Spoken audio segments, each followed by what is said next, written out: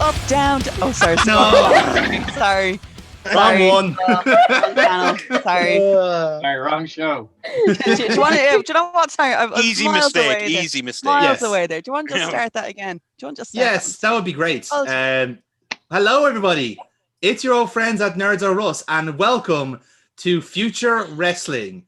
Officially, our second live special called Defiance. Yes, I know it's not live. Don't fucking ask me at that, all right? Okay, Relax. I know I was joking with my one, but even I had more energy when I was joking. Come on, bit more into it, creative. Come on, get those energy levels up. As I was saying, this is our second live special where we have all of our feuds at a fever pitch as we'll get into it momentarily. So starting off on my Bailey Run screen as ever is my roster. Starting off on my left here with Amy, who's playing Celina tonight. You have a very interesting match ahead of you tonight. Yeah, Celina's going to attempt to not be baptized. I know. Make of that what you will. Yes, we will. God. Sky Daddy's coming to hurt. Oh no, actually I can't do that. I made it really bad in my own head. I shouldn't have said Sky. I shouldn't have said that. Can we all agree to call God Sky Daddy from now on? Yeah. No, change approved. There we go. Sky Daddy. Yeah. Oh no, Sky Daddy, don't do that. Oh, Daddy, I've been naughty. I need cleansing and forgiveness. You just need fucking David McSavage to walk in and go, "When's the last time since your last confession?" Anyway, on my right hand, on my right hand side is her opponent tonight in said baptism match, played by Dennis. Say hello to Cutter. Yeah, I am playing Cutter, the monster, along with Pastor Fred Rose, who got rolled up on the Go Home show. But yeah, the baptism may turn into a drowning. Yes, that is kind of the match stipulation, unfortunately. Yeah. But blame Fred Rose. He came up with the idea. So on my bottom left then, it's actually quite appropriate how this Zoom call has ended out because everyone's paired up together. On my bottom left is Jerry playing Mr. Alan Morph tonight. You may have a very busy night ahead of you, sir. I would, I do. It's supposed to. I went 4-0, but it looks like we're gonna have to go into sudden death overtime to get to the final. Indeed, because yourself and Violet Storm ended joint top of your group, which means that you have to face off against each other so you can actually have a chance to win the tournament. The stakes really don't get higher than this. I want to say at this point, thank you, Conor Lock, for absolutely nothing, you pleb. Jerry, you're slagging off a 20-year-old fictional character. I just want to point that out, all right? It was a submission match. It was his thing, you know? Yeah, but we've also seen that as Kyle Decker's like progeny. Yes. Progeny? Yeah. Prodigy. Not progeny. I'm not his dad. Yeah. Relax. Yeah. As his prodigy. Jesus. Yes. He's shit. Okay, like that's the reason why Kyle got into creative because he couldn't actually hack it in the ring. And hang on, the fucker got a broken jaw in his first week. Like that's a pretty rotten start to your career. I mean, are you teaching no defense whatsoever? Like, what the hell? There's not much defense to an elbow to the fucking face. Block. Yeah, but look at the mean guy in the corner. Look how evil he is. Dodge. He was a bloody parrot that night. Like, I mean, come on. No, please, no. Speaking of that Nathan Youngblood tournament, the finals are tonight, and Jerry's opponent is right there. It's Violet Storm, played by Kira. You also finished off your tournament with a perfect record, but apparently that wasn't enough. Yeah. Funny enough, we both beat Damon Garrick, so... Didn't that just been a three-way match then? No, Youngblood wants a final. He wants a Group A, Group B winners to face off. Clear winner. Match. Yeah. Clear winner has to happen. You got to put over somebody, son. Like I've done for 25 years. Youngblood wants some real blood. Sorry, even Terry Funk did it in a three-way. That was how he won the championship. Just throwing that out there. That's true. Okay. No, that's a fair point. It was elimination as well. Three-way? Yeah. No, it's not. Let's not indeed. Know which group was the stronger group anyway. Yes. Possibly the ones with real people playing it. Generally does help. Moving on then to our main event tonight. On my bottom right is the challenger, played by Jamie, Mr. James Rage. You're about to walk into a match that you really should be well equipped for, it has to be said. Yeah, That was the surprising part. Silver Fox, upon winning, getting to pick the stipulation, chose my stipulation. Classic Yes. baby move. Yeah. Honorable baby face. He's gonna So- die in flames. Yeah. Yeah. Going on. Do we all get to like when the main event is on? Do like all the wrestlers get to come out and like strategically placed within like the empty seats? Like an NXT event. What we'll do is we'll roll as to see if you can peek around the corner, Paul Tracy style. I think that would work out really Who well. wants to be a floating head? I think that works out really well. And last but certainly not least is our defending champion right there at the bottom, Mr. Silver Fox. And again, you are walking into the Asylum Pit tonight and hoping to walk out still as future wrestling champion. Yeah. Not gonna lie, this is gonna be the toughest match to come across now. James Rage is a bit massive competitor, and James Rage is a bitch. no, I'll say it after the fact. You're not hoping to walk in there and walk out with your title. You're hoping to walk in there and walk back out. Oh, look at Lads, that. can we Heath. just do the main event now? Nice, Can Heath. we just do the main event now? Just skip. Creative is gone. Oh, that's why he has the two. That's That's why why he I has have the the two backup. cameras. That's why I have the backup. So you can- Shit, we're WCW. So in that case, And lads. now Vince Russo's going to enter the chat. Eric Bischoff, what are you doing? Oh, here? lads, did you see that going around on Twitter? The whole WCW coming back thing. Yeah. Oh, that's Oh, my we're not God. counting that. We're not counting that. That never happened. I welcome it with open arms now at this point because I just think it would be hilarious. Because then you have Impact, AEW, WCW, WWE, Ring of Honor, and then everything else. And you're like, yeah. I'm actually here for this now. I can't wait to WCW see how 2001 is everyone just- burns themselves to the TNA, ground. I cannot wait. Yeah. I love the way one of the tweets said, like, we'll be bringing back old and new stars. I was like, you're bringing back old stars? Jesus Yeah, Christ. did you see? You're going to have Kevin Nash hobbling out there to do something. Like, The whole thing ended up being some lad's fucking 2K universe on YouTube. is that what it was? Yeah, he's after putting out a post since. He was He's a- literally just trying to hype his shit. Like, That's He's a brilliant. worker. He's a worker. That's Brilliant. excellent. It worked Well too. played. Everybody was talking. The dirt sheets were going mad about it. Yeah. Oh fair play my to him. God. Jesus Christ, Jonathan, take notes. Yeah. Way ahead of you. We So, change our name to Courage. Quick, change it to Courage. no,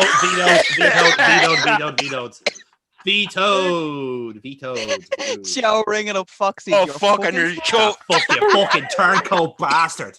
I've got fucking Chris Oh. Sharp on the other line. He's paying you fucking double. Jesus Cunt. Christ. So let's move on with the show. So back to our was regularly rough. scheduled programming. So we start off then with our pyro. We have our special music, our opening that we just saw there a couple of minutes ago. And we get welcome to the show as ever by Mike Dublin and Credis O'Neill. Ladies and gentlemen, welcome to our second live special here from the Future Wrestling Arena. Welcome to Defiance. Mike Dublin joining you as ever with my broadcast colleague Kratos O'Neill. And Kratos, it's fair to say we have an incredible night of wrestling ahead of us.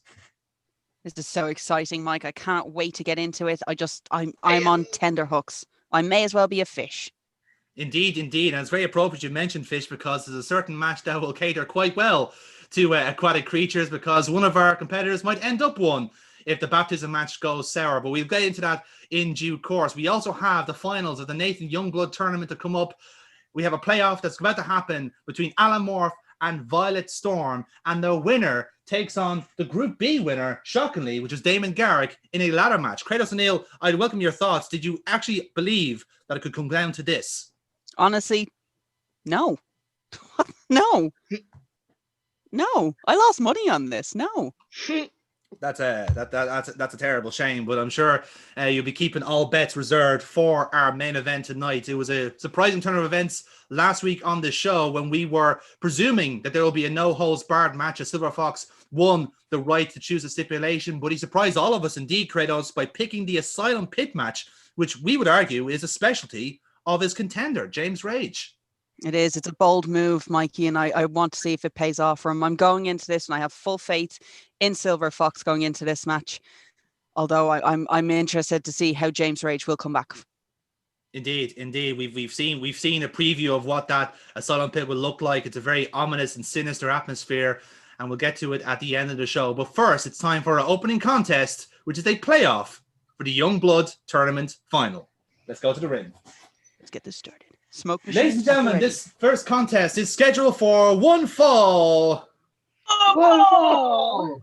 And the winner will face Damon Garrick later on in the show in a ladder match to determine the winner of the Nathan Youngblood Tournament. Introducing to the ring first.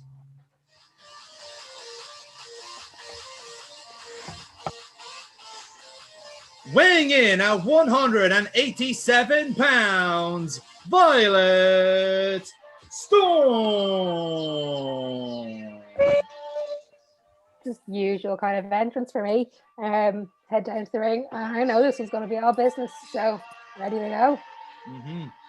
Yeah, and the commentators chime in on that point. You see, folks, Violet Storm has been a bubbly presence around the ring, as you see there, clapping hands, but the game face is on. The pressure is on indeed, as she's gone up against someone who just last month she was tag teaming with, but the context is very different now, as a very important prize is on the line, and as very much the case, she has to go through anybody to win that trophy. And introducing to the ring, her opponent, weighing in at 240 pounds from the Timing Woods in Dublin, Alan Borth. So I come out dressed as me Violet Beaver uniform, the same kind of mask. Oh. Come out, but this time I do the tap dancing thing perfectly. You know, the one that Dag does. I do it perfectly. Do a cartwheel. Do a cartwheel and jump up onto the middle rope, turn around, look at the hard camera, do that, get into the ring, go straight up to Violet Storm and go.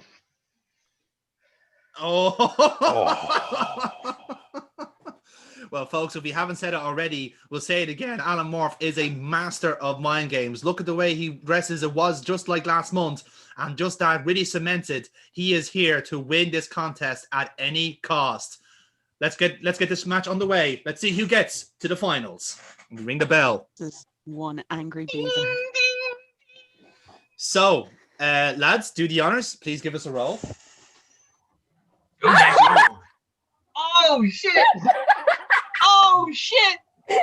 All right, it's a draw. Starting fucking strong. Both competitors have gone in for a test of strength, and neither one of them are backing down. Oh Need a my bit of a goodness. standoff to begin our contest here. Let's give themselves another dice roll to see if these two competitors can be separated. No, they cannot. They still are Fantastic. beat for beat in this collar and elbow tile. Test the strength. Hang on, no, just I give them who's said there. it Can this should have please been be a a lockup? three-way. Yes. Please be a lockup that ends in a hug. Oh, that's nice. That's really nice. I want that to happen. Awkwardly, like patting each other on the shoulders. What are we doing? I don't want to fight you. You're my partner. Oh, it's like Edge and Christian. Okay, okay, so if we're in the hug, whoever gets the highest one is literally just hand and go for the elbow to the gut. Roll the dice. I don't want. It's 12. Oh, that's a critical And elbow. Violet critical. goes with the elbow to the gut. That is a critical elbow. Okay, so because of how short Alan Morph is dressed as a beaver, you've literally just elbowed him in the face, possibly breaking his nose. He's now on the ground crying out for Norb. Your dad. I'm assuming your dad. Yes. So, Kira, you okay with that? Yeah? You okay with smashing a beaver in the face with an elbow? Yeah? You okay with that? Literally just, oh my god. I really hope he doesn't find out what we're doing. Yeah, we can only hope. And are you going to go for the roll-up as well then? Sure, why not? All right then. Jerry, give us a roll. It works. Honest to God. Oh shit. 9. 1, 2 9. kick out just before 3. So, right. So you have a bit of separation again, lads. Jerry, Kira, give us a spot. What would you like to do? Okay. Mike.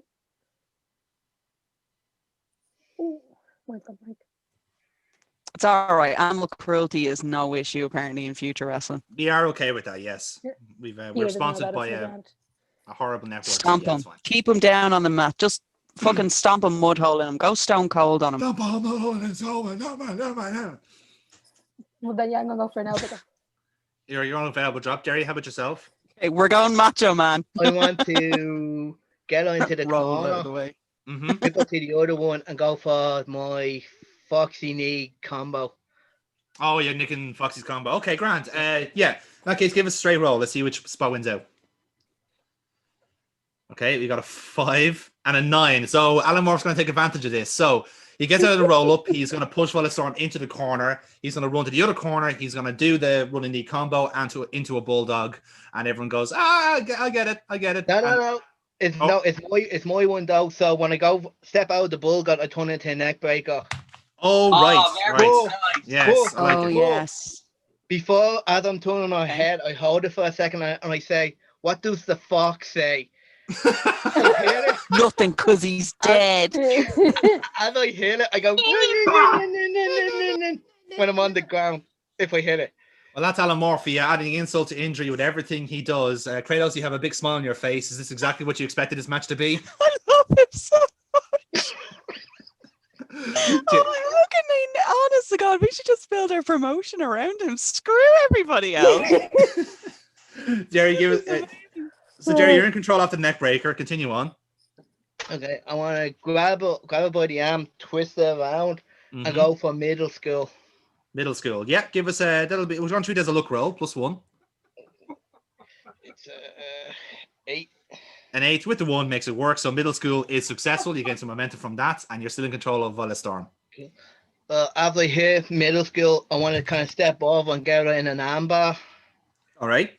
Yeah, work roll. That's a straight roll for you, Alan. Alan Morph using the Book of Jericho here now with the armbar. Oh, that's a very snug armbar as well. Alan Morph showing his technical prowess here with a very snug armbar after that middle rope old school. I don't know if you have a name for that, Kratos, or not, but that was middle school. Impressive. Middle school? Middle school. Okay, I'm okay with that. I'm all right with that. That's my boy. So Alan, sorry, Violet. I'm so sorry. Come on, Alan Morph. So, Kira, give us a roll. Let's see you get on. I just want to. That's a good roll. She's going to reverse the armbar. So, Violet, take control of that. What do you want to do? So by reversing the armbar, I want to go for a triangle. Triangle choke? Yeah. Oh, very good. Okay, work roll on that. +1. That makes it work. So triangle choke is now in. So Alan Morph, the shift goes to you. Let's see what you can do about that. And a 10, so you get a chance to. So you have a chance to get out of it now. So what do you want to do? Oh, I don't want to get out of it. I want to reverse into a pinning combo that Angle used on Takeout No Way Out.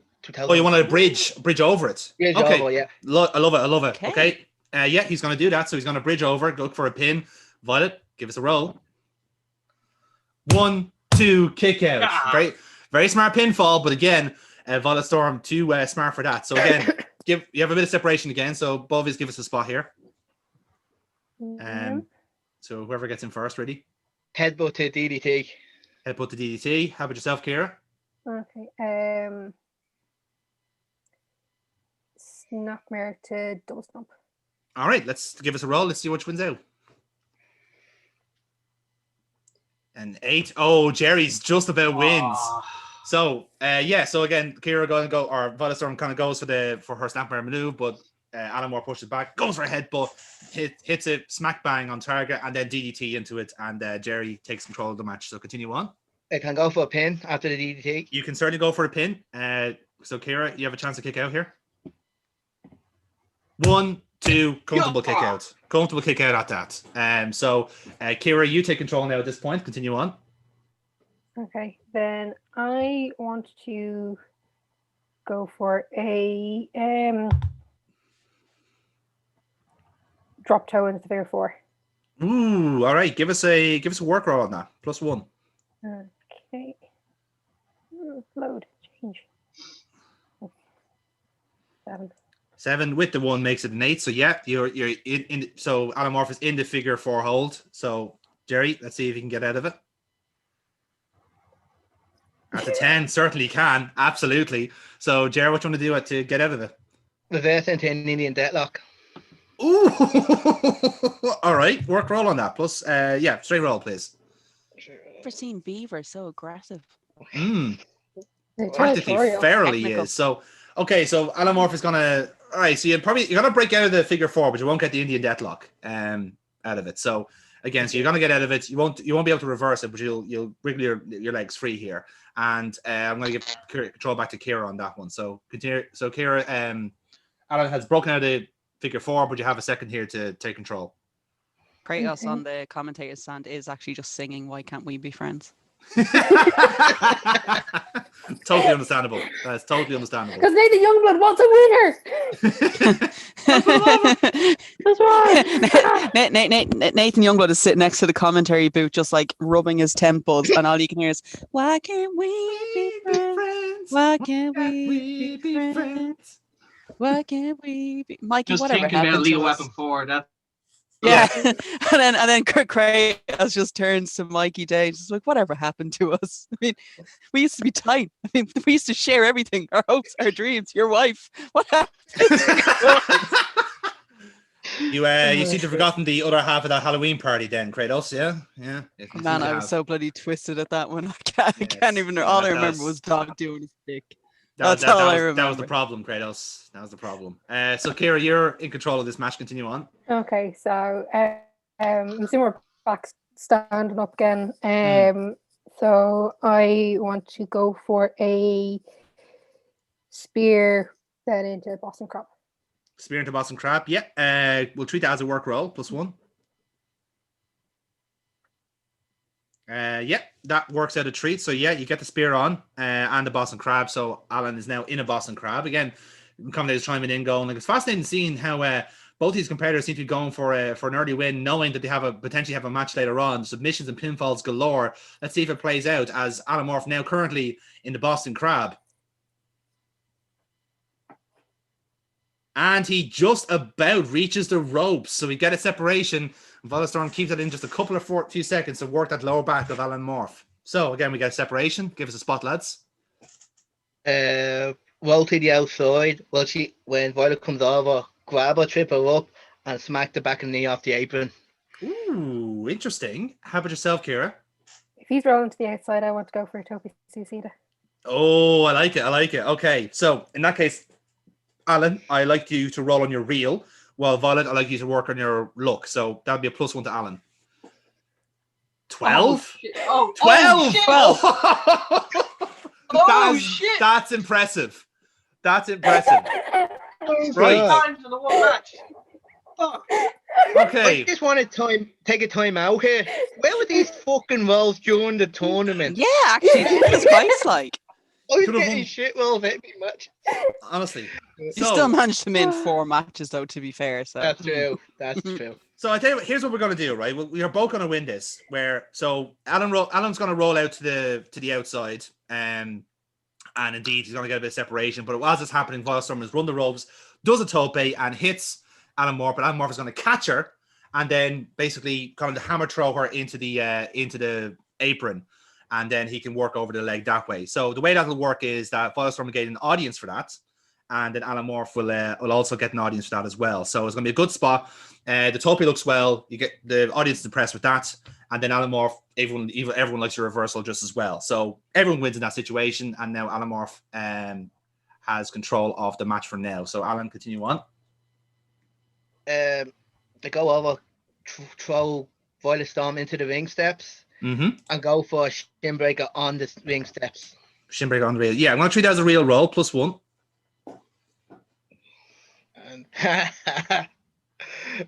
Oh, okay. So that's not going to work. Thankfully, it's not a botch because the +1 gets you out of trouble there. So, Violet, you have a chance to We're back reverse into this. your normal roles. Now That's we're more back. like it. Normality has resumed. So, so Kira, It was Kira, fun you- when it lasted. yeah, exactly. Yeah, you exactly. peaked far too early, man. It only gets worse from here. So, so Kira, you have a chance to reverse this. Okay, All over the place. The dam is. It was a load-bearing shin. Excellent. So yeah, Kira, all yours. I am funny.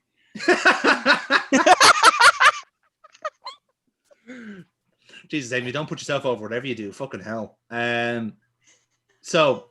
oh God. Can I add to my audience? No. Wait your turn, Celina. It's Kratos. Can I add to my audience? Fine, whatever. It means nothing. There, too. Right, so you have a chance. Match with Mikey. So Alan's getting you towards the steel steps and looks to do a shin breaker on the steps. You're going to reverse that. So what do you want to do? Oh.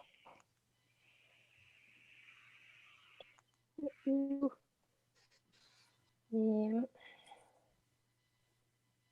Probably just go for leg sweep so that he hits the steps instead. Perfect. Yeah, that'll do the trick. So yeah, that's going to happen. So you do the leg sweep, Alan hits the steps, and Violet, you're still in control of the match. Okay. Then I want to roll Alan back in to the ring, and I want to go for a senton off the top rope. How much momentum do I have? You have 6 momentum. Can I use 2? Yes, you can. So, all right. And so you use 2 momentum on the senton, which is going to be a luck roll. So there's going to be a +2 roll on this one. And yeah, that'll do trick. That'll do nicely. So yeah, you do get your senton. It connects. Continue on. I'm going to go for a pin. Yeah, go for it then. Alan, give us a roll.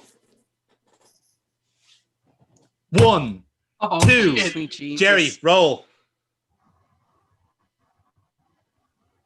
Kick out just before 3. Holy shit. Ooh, close call there, folks. Close call Jesus indeed. Christ. Unbelievable stuff here, folks. But yes, Alan Morph is just about in this fight. So, Late too. yeah, exactly. So, Alan Morph, you're going to take control here at this point. Desperation kick out. What was it? Desperation kick out. Alan Morph has no idea where the fuck he is. All he knows is he had to get that shoulder up. Yes, absolutely. And I can see that you're in desperation for this match as well, Kratos. You're sweating bullets here beside me. It was a close call. I have a lot of money on this. Okay? The house is up for sale if I don't win this. They're going to break my thumbs.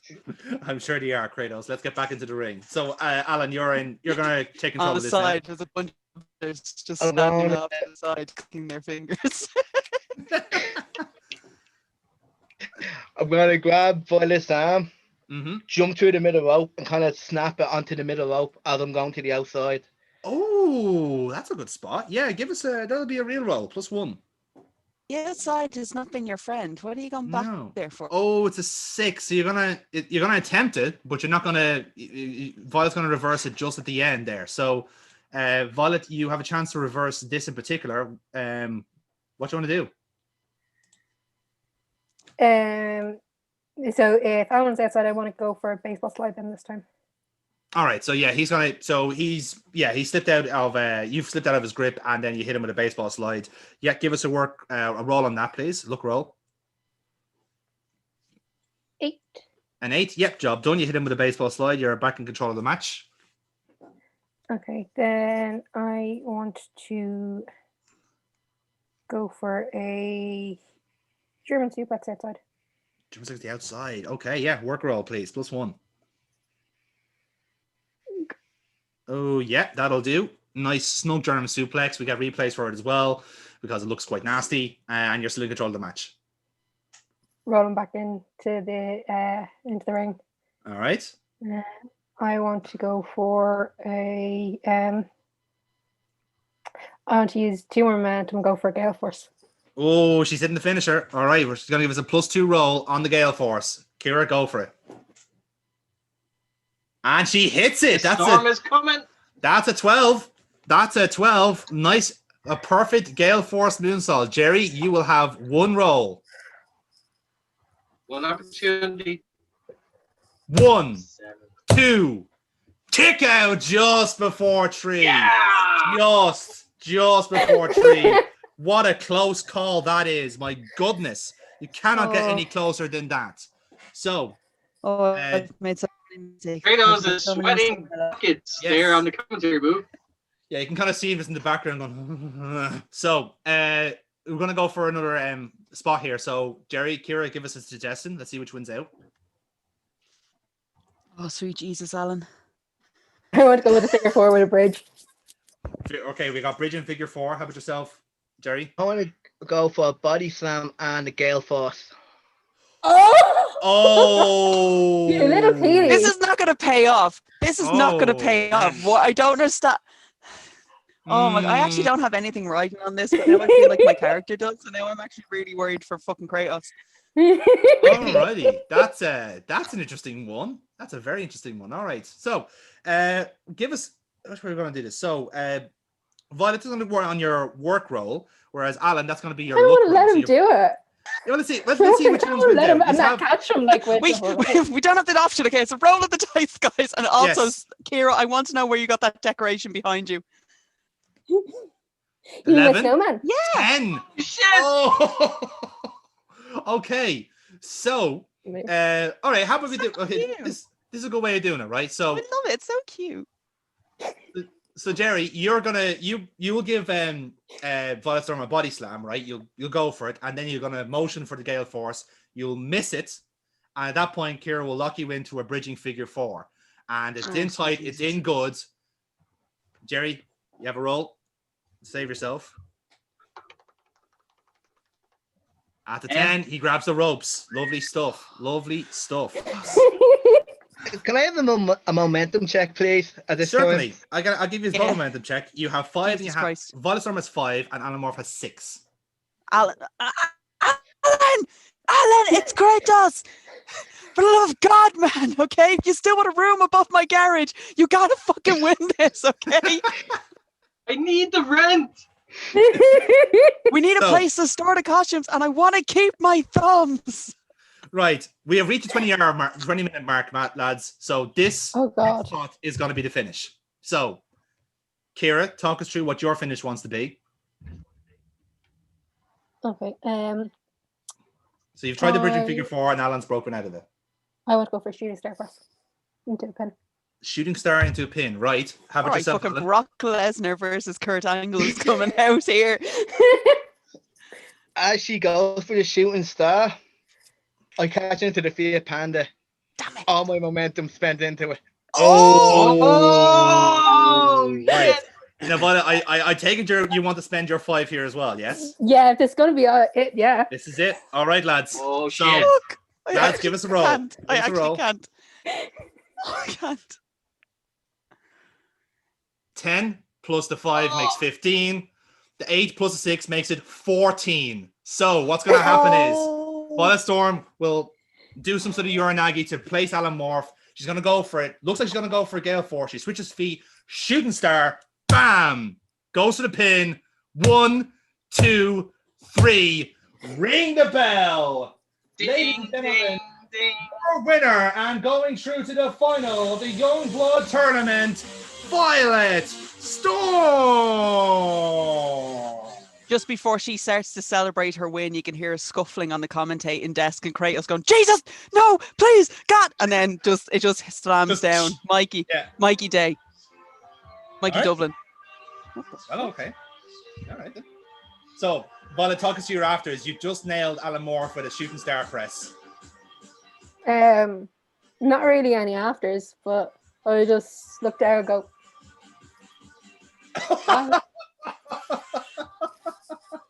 You should have just gone like that. How about yourself, Jer? I'm on the deck, so I just kind of slowly raise up my hand. 5, and then I give it a nod out of respect, and then like go back playing dead. No, but you should have gone like that. So they have it to the commentator and chimes in and goes, well, folks, that was a hell of a way to start off this show. And crucially, we now know how this final is going to play out. Violet Storm, who has faced Damon Garrick several times over the last few months, will have to do it all again. But this time, it's for the Youngblood Tournament Cup that, as you can see, is hanging right above the ring, 10 feet above us here. And you have to climb a ladder to get it. What an exciting match that was. Let's see if the rest of the show can live up to it. Indeed, that will be the case because Violet Storm, you're currently top of the card. So let's see if anyone can get you. So, back to commentators, but then we see a shot backstage of James Rage warming up, doing like, shadow boxing, that type of deal. And then kind of coming from behind the shoulder, we see Kyle Decker. And James Rage senses his presence and turns around and faces him. I just want to make one thing perfectly clear here between you and me. You might think that because I named you number one contender, that you might think of this as some sort of personal endorsement of you. Let me just clarify that for a second. I rate you as an athlete. I rate you for your fighting skill, for your prowess. But as a man, as a person, I don't respect you. I don't respect the fact that you had to be a coward to get my attention. Now, you might have made up for it in that time, but even to do that, that doesn't work with me.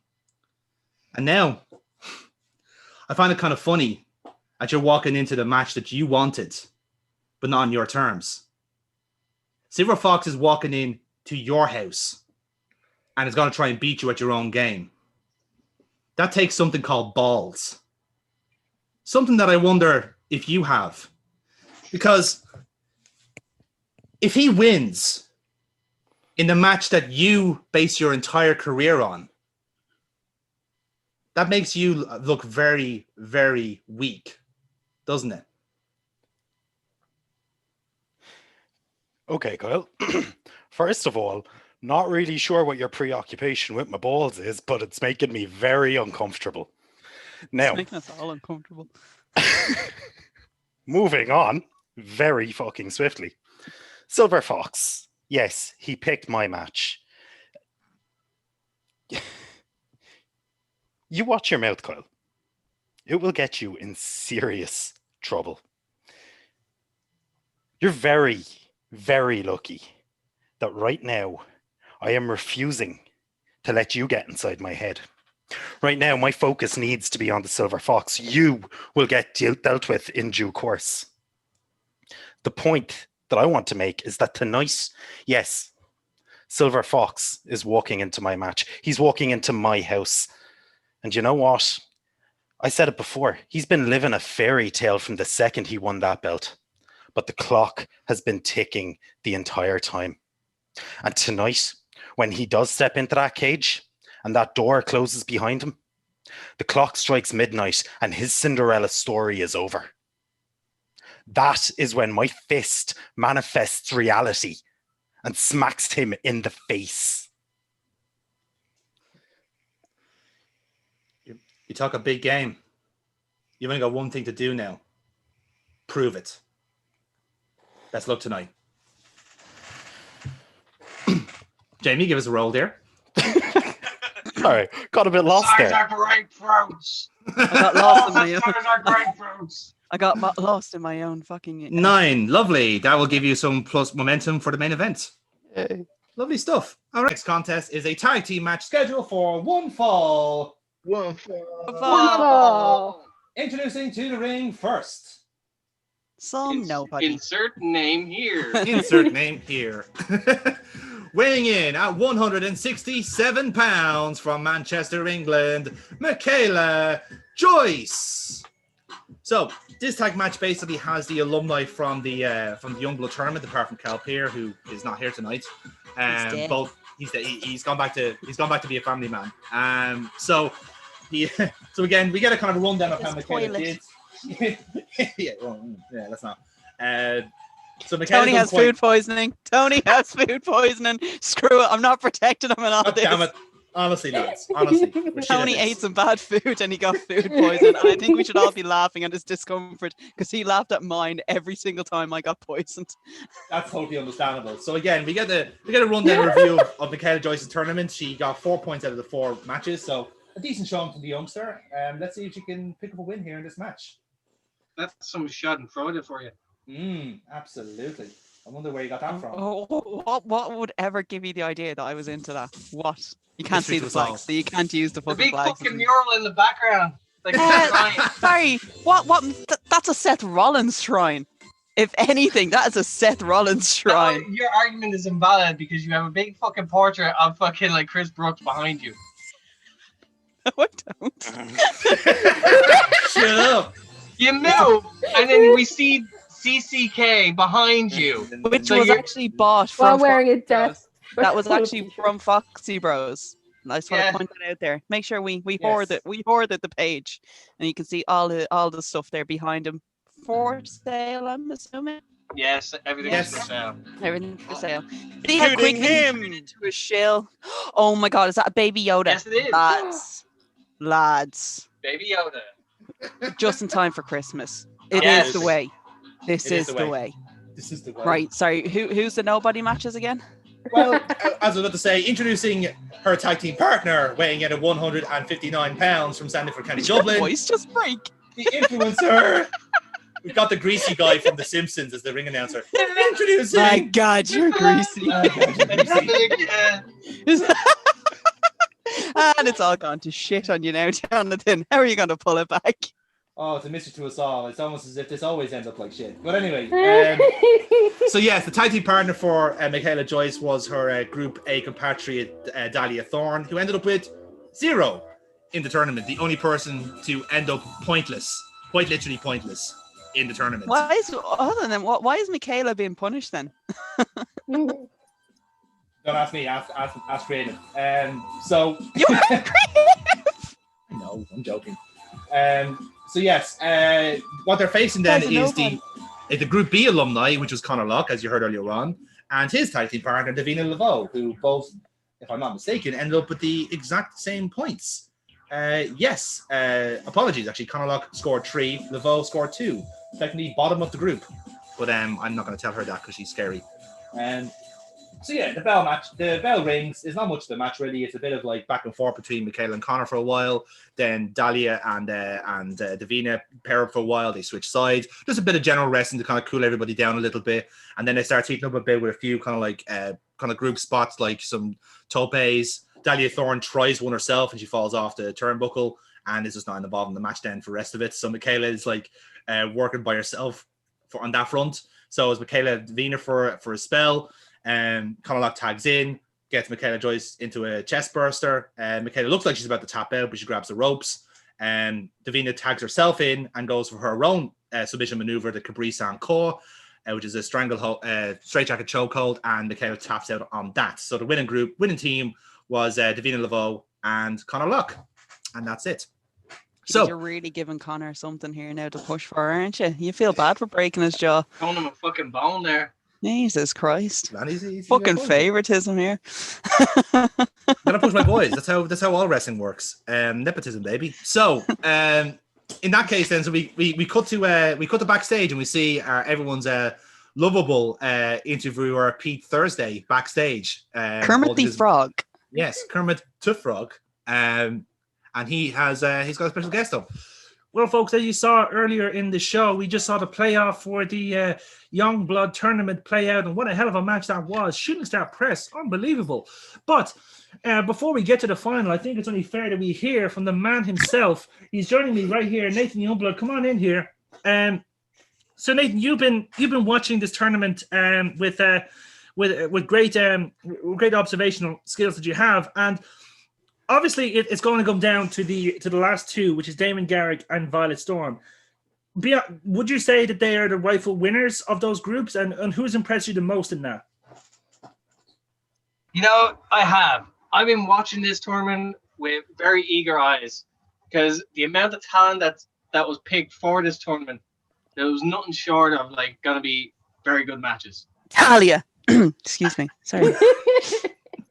Seems someone has a cough. Yeah, well, moving into this final, I am so excited because there's no ifs, ands, or buts.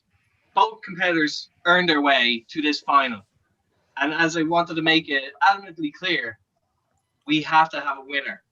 There was not going to be any messing about. That's why this is a singles ladder match for the winner of this tournament. And by God, I can't wait. Yeah, you said that already. We've seen some incredible matches. We've seen submission matches, hardcore matches, and incredible backyard matches. Some incredible action. But the ladder match is obviously something different. What does a ladder match mean to you personally? Why did you pick that to be the final, as it were? I picked the ladder match because you need something. You need something. If you're going to have a big show, you have to have a big match with high stakes, and there's no better match than the ladder match. Like, it's just full of excitement, like brutality as well as some creativity. We're gonna see. I'm interested to see what kind of what ideas are sprouting around the heads of these competitors.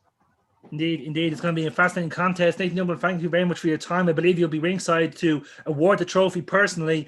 And I understand, and correct me if I'm wrong here, Nathan Youngblood, but I believe, if I'm not mistaken, that a guaranteed title shot comes with that Youngblood Tournament Cup. Am I right in saying that? Yes, you are. You are. They unbelievable again in the Kermit the Frog voice. Unbelievable. It really is incredible stuff. So, in that case, we will see the Nathan Youngblood Tournament finals later on with the man himself at ringside. But for now, Mike and Kratos, it's back to you at ringside. God, that fucking hurts. So. You simplify your No, I choose to believe that's Kratos going like, God, it fucking hurts listening to that guy. Oh, we're back. Shit. Oh yeah, sorry. Kratos is back here. He's got a slightly bloodied nose, and his hand is really badly bandaged up with like sellotape. So Kratos, like hanging out of the nose, just like it's like there's a tissue there. There's like a tissue in one nostril. There's wrist tape that he's stolen from a wrestler, possibly Dahlia Black, because she doesn't know how to use it. Yeah, and it's literally just taping up his hand as he's trying to bend his thumb. So Kratos, you seem to have taken that loss Morph quite badly there. How are you feeling? How am I feeling? He's getting the shit out of my house, okay? He's no longer the Joey to my Chandler. He is out of here. He is fucking out of here. And as soon as I find out what he actually looks like, I'm going to make sure I fucking tell him that. There's only one word that's currently popping up in my head, and it's karma. Let's get back to the ring. You son of a bitch. Ladies and gentlemen, this next contest is scheduled for one fall.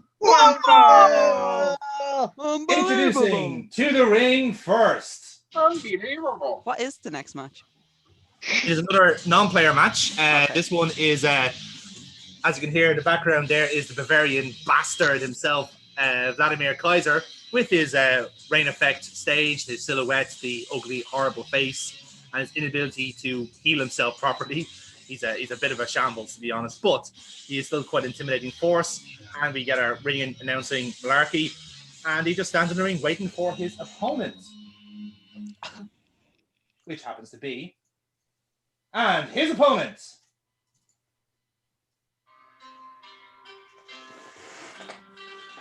weighing in at 225 pounds from Kobe, Japan, he is the Dragon Slayer, Kaziro. So, roll up. Kaziro, yes. So, it's Kaziro's had a bit of a mixed results in Future Wrestling, even though he's kind of prominent everywhere else. But he is infamous for taking scalps of well-known wrestlers. We obviously know about the mask stuff as well. But he also knocked out Big Stan permanently, it appears, at the last show, and still has his Rivera jacket in tow. So then he kind of he looks like he's going to go into the ring, but then notices that Kaiser is kind of taking off all of his garb, his coat and his helmet and stuff like that. And Kaziro looks like he's gonna go, oh, hang on. And then he just grabs the helmet and just puts it on. And he just points at you as that's my next trophy. And the commentators kind of hone in on that. It's like, oh, he thinks he's gonna take down Kaiser next. And Right, is it just weird? Is Kaziro a fucking kleptomaniac? You can't just go around stealing everyone's shit. He takes trophies every time. Every person That's not retires. no. I'm sorry, Mike. No, that's not retiring someone and taking a trophy. That's literally just stealing from somebody. That's Doink the Clown escapades. Well, by all means, He's better than Kratos, why this. don't you have that discussion with him personally? Why don't you go up to him right now and say that he's stealing? I don't think that's going to work out well for you, considering your current state. But you know what? I'm already at my lowest. I don't think I can go any lower. Indeed. Do you still need to sleep on my couch tonight? Yes, please. All right. So, the bell rings. I swear, I'm good for the gas money at this time. I promise. Okay, the card will not decline this time.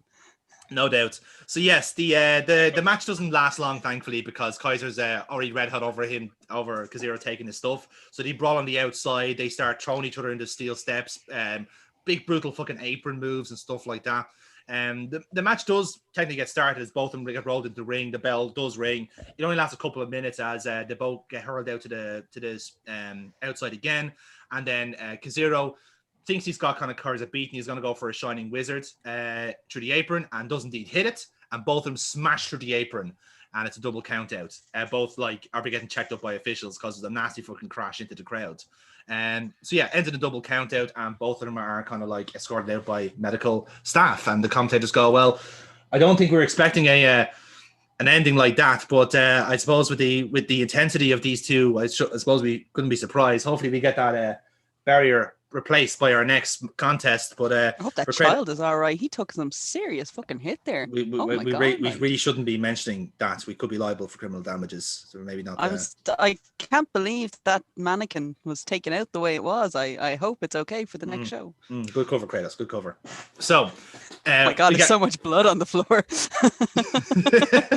So we get to we cut the backstage, and then we see Silver Fox warming up. Not necessarily shadow boxing, but he's warming up his own way. And again, stretching young trainees. His eyes roll back like a shark's eye. So again, he's kind of warming up then, and he stops for a while, and he kind of turns and he sees the title in front of him, and he just kind of looks at it again and starts his warm up again. But before he does that, Carl Decker walks into the room, and similar kind of vein to the last time. Kratos has a lot of money on you, okay? And he's already broken one hand. We can't resist the other hand. 2 months ago, when you walked up to me and said you demanded a title shot, the first thing I thought that you were cocky, you were arrogant, that you didn't deserve it. But you know what? I don't think that anymore. Because over those 2 months, you've earned my respect. You've proven exactly how much you're worth. You are championship material. That's why every week I've been putting challenge upon challenge in front of you to prove it, that you are one of the best in the world. But here's the thing. I still think you're cocky. I still think you're arrogant.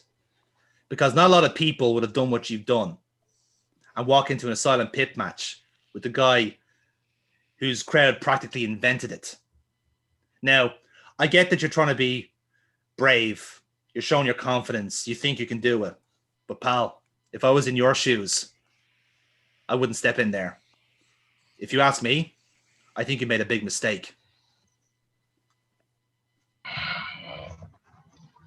Now, over the last few weeks, as you said, you've been throwing challenges my way. And what has happened? I've proven that I can get the job done. I've proven that I'm deserving of this title. Now, tonight, yes, I'm stepping into something that I know nothing about. This is his game. His game. I'm stepping into his game. And I want to make sure that there's no ifs, ands, or buts. We will definitely see who the better man is. I know I'm good. Yes, I do still have a little bit of arrogance. I do.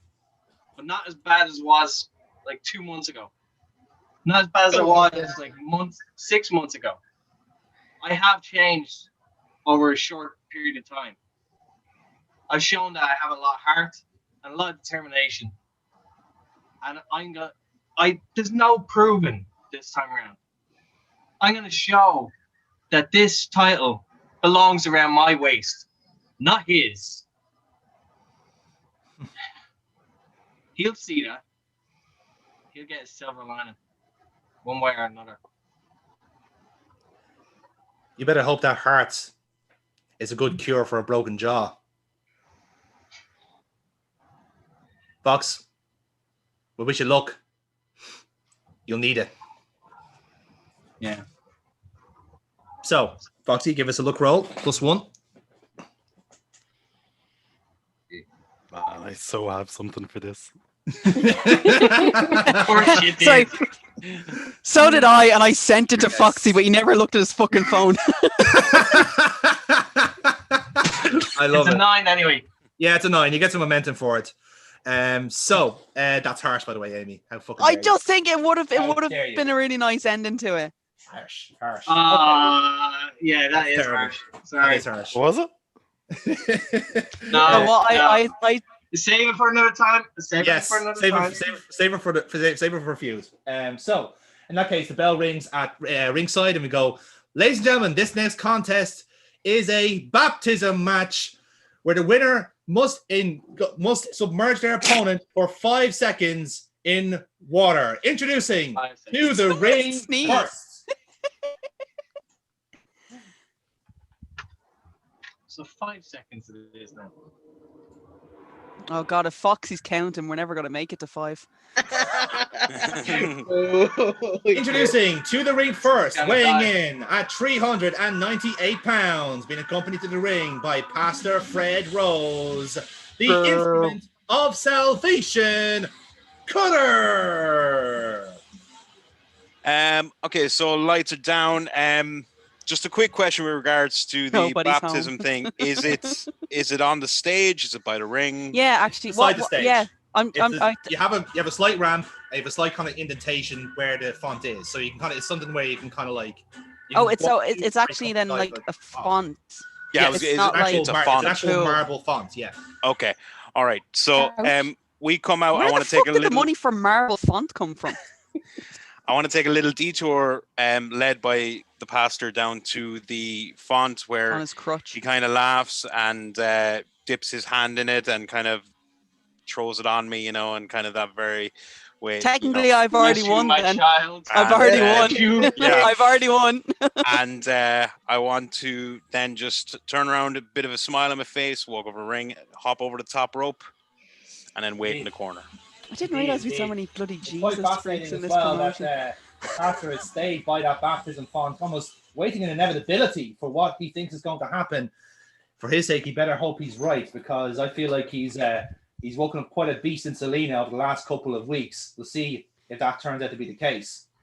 And introducing his opponent, weighing in at 189 pounds, from Gotham City,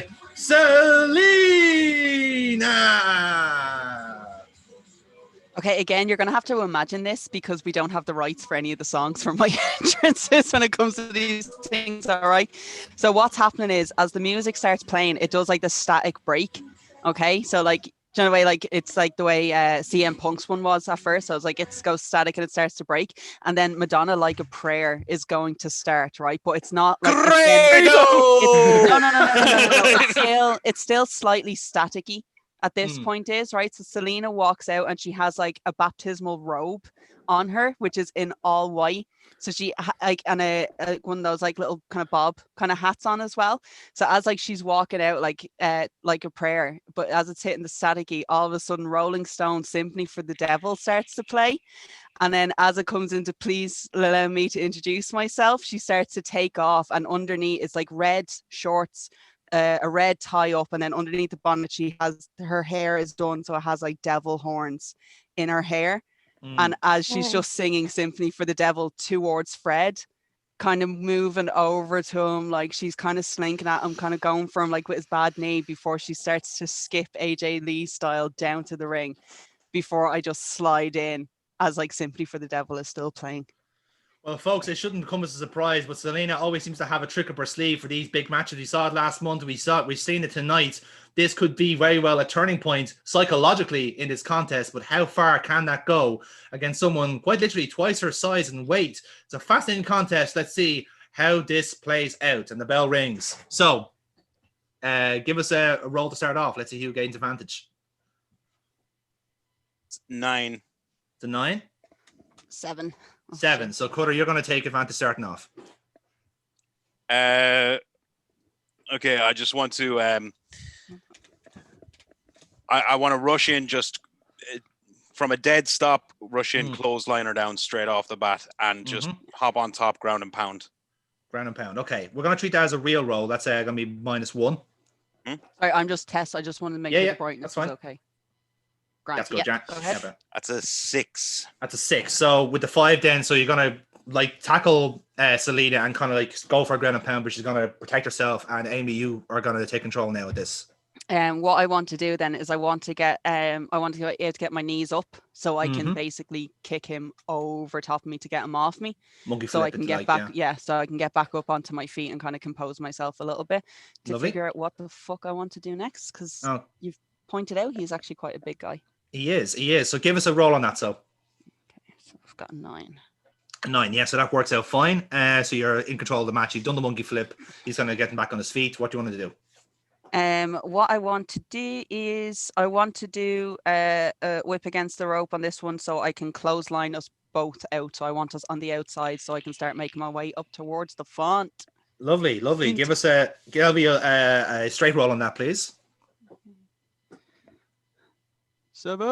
And that works out a treat. So yeah, you do indeed clothesline both of yourselves. They have to come to their goals. That was a hell of a clothesline, but as you noticed, Celina had to pretty much put her whole body weight against that. Perhaps could be a theme of this match. So Celina, continue on. So what I want to do then is he's not like down on his feet. He's just he's still kind of standing up there. So I want to use my cat-like reflexes and speed, get up onto the top rope and do a. I'm going to do a corkscrew from the top. Ooh, risky. It'll be a luck roll, which is +1. And the reason we're doing that is because of Celina's new move, which is with a new kind of like flourish. Yeah, exactly. With a new kind of like a brand new costume, she gets a +1 to her luck. So this will be a +1 roll. If only I was going for a pin.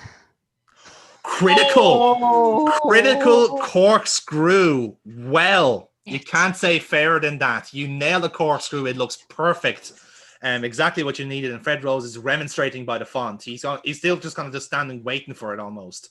Right. But yeah, he's livid at that. You can hear him from the ring. But you nailed the corkscrew. Cutter is down. Continue on. Okay.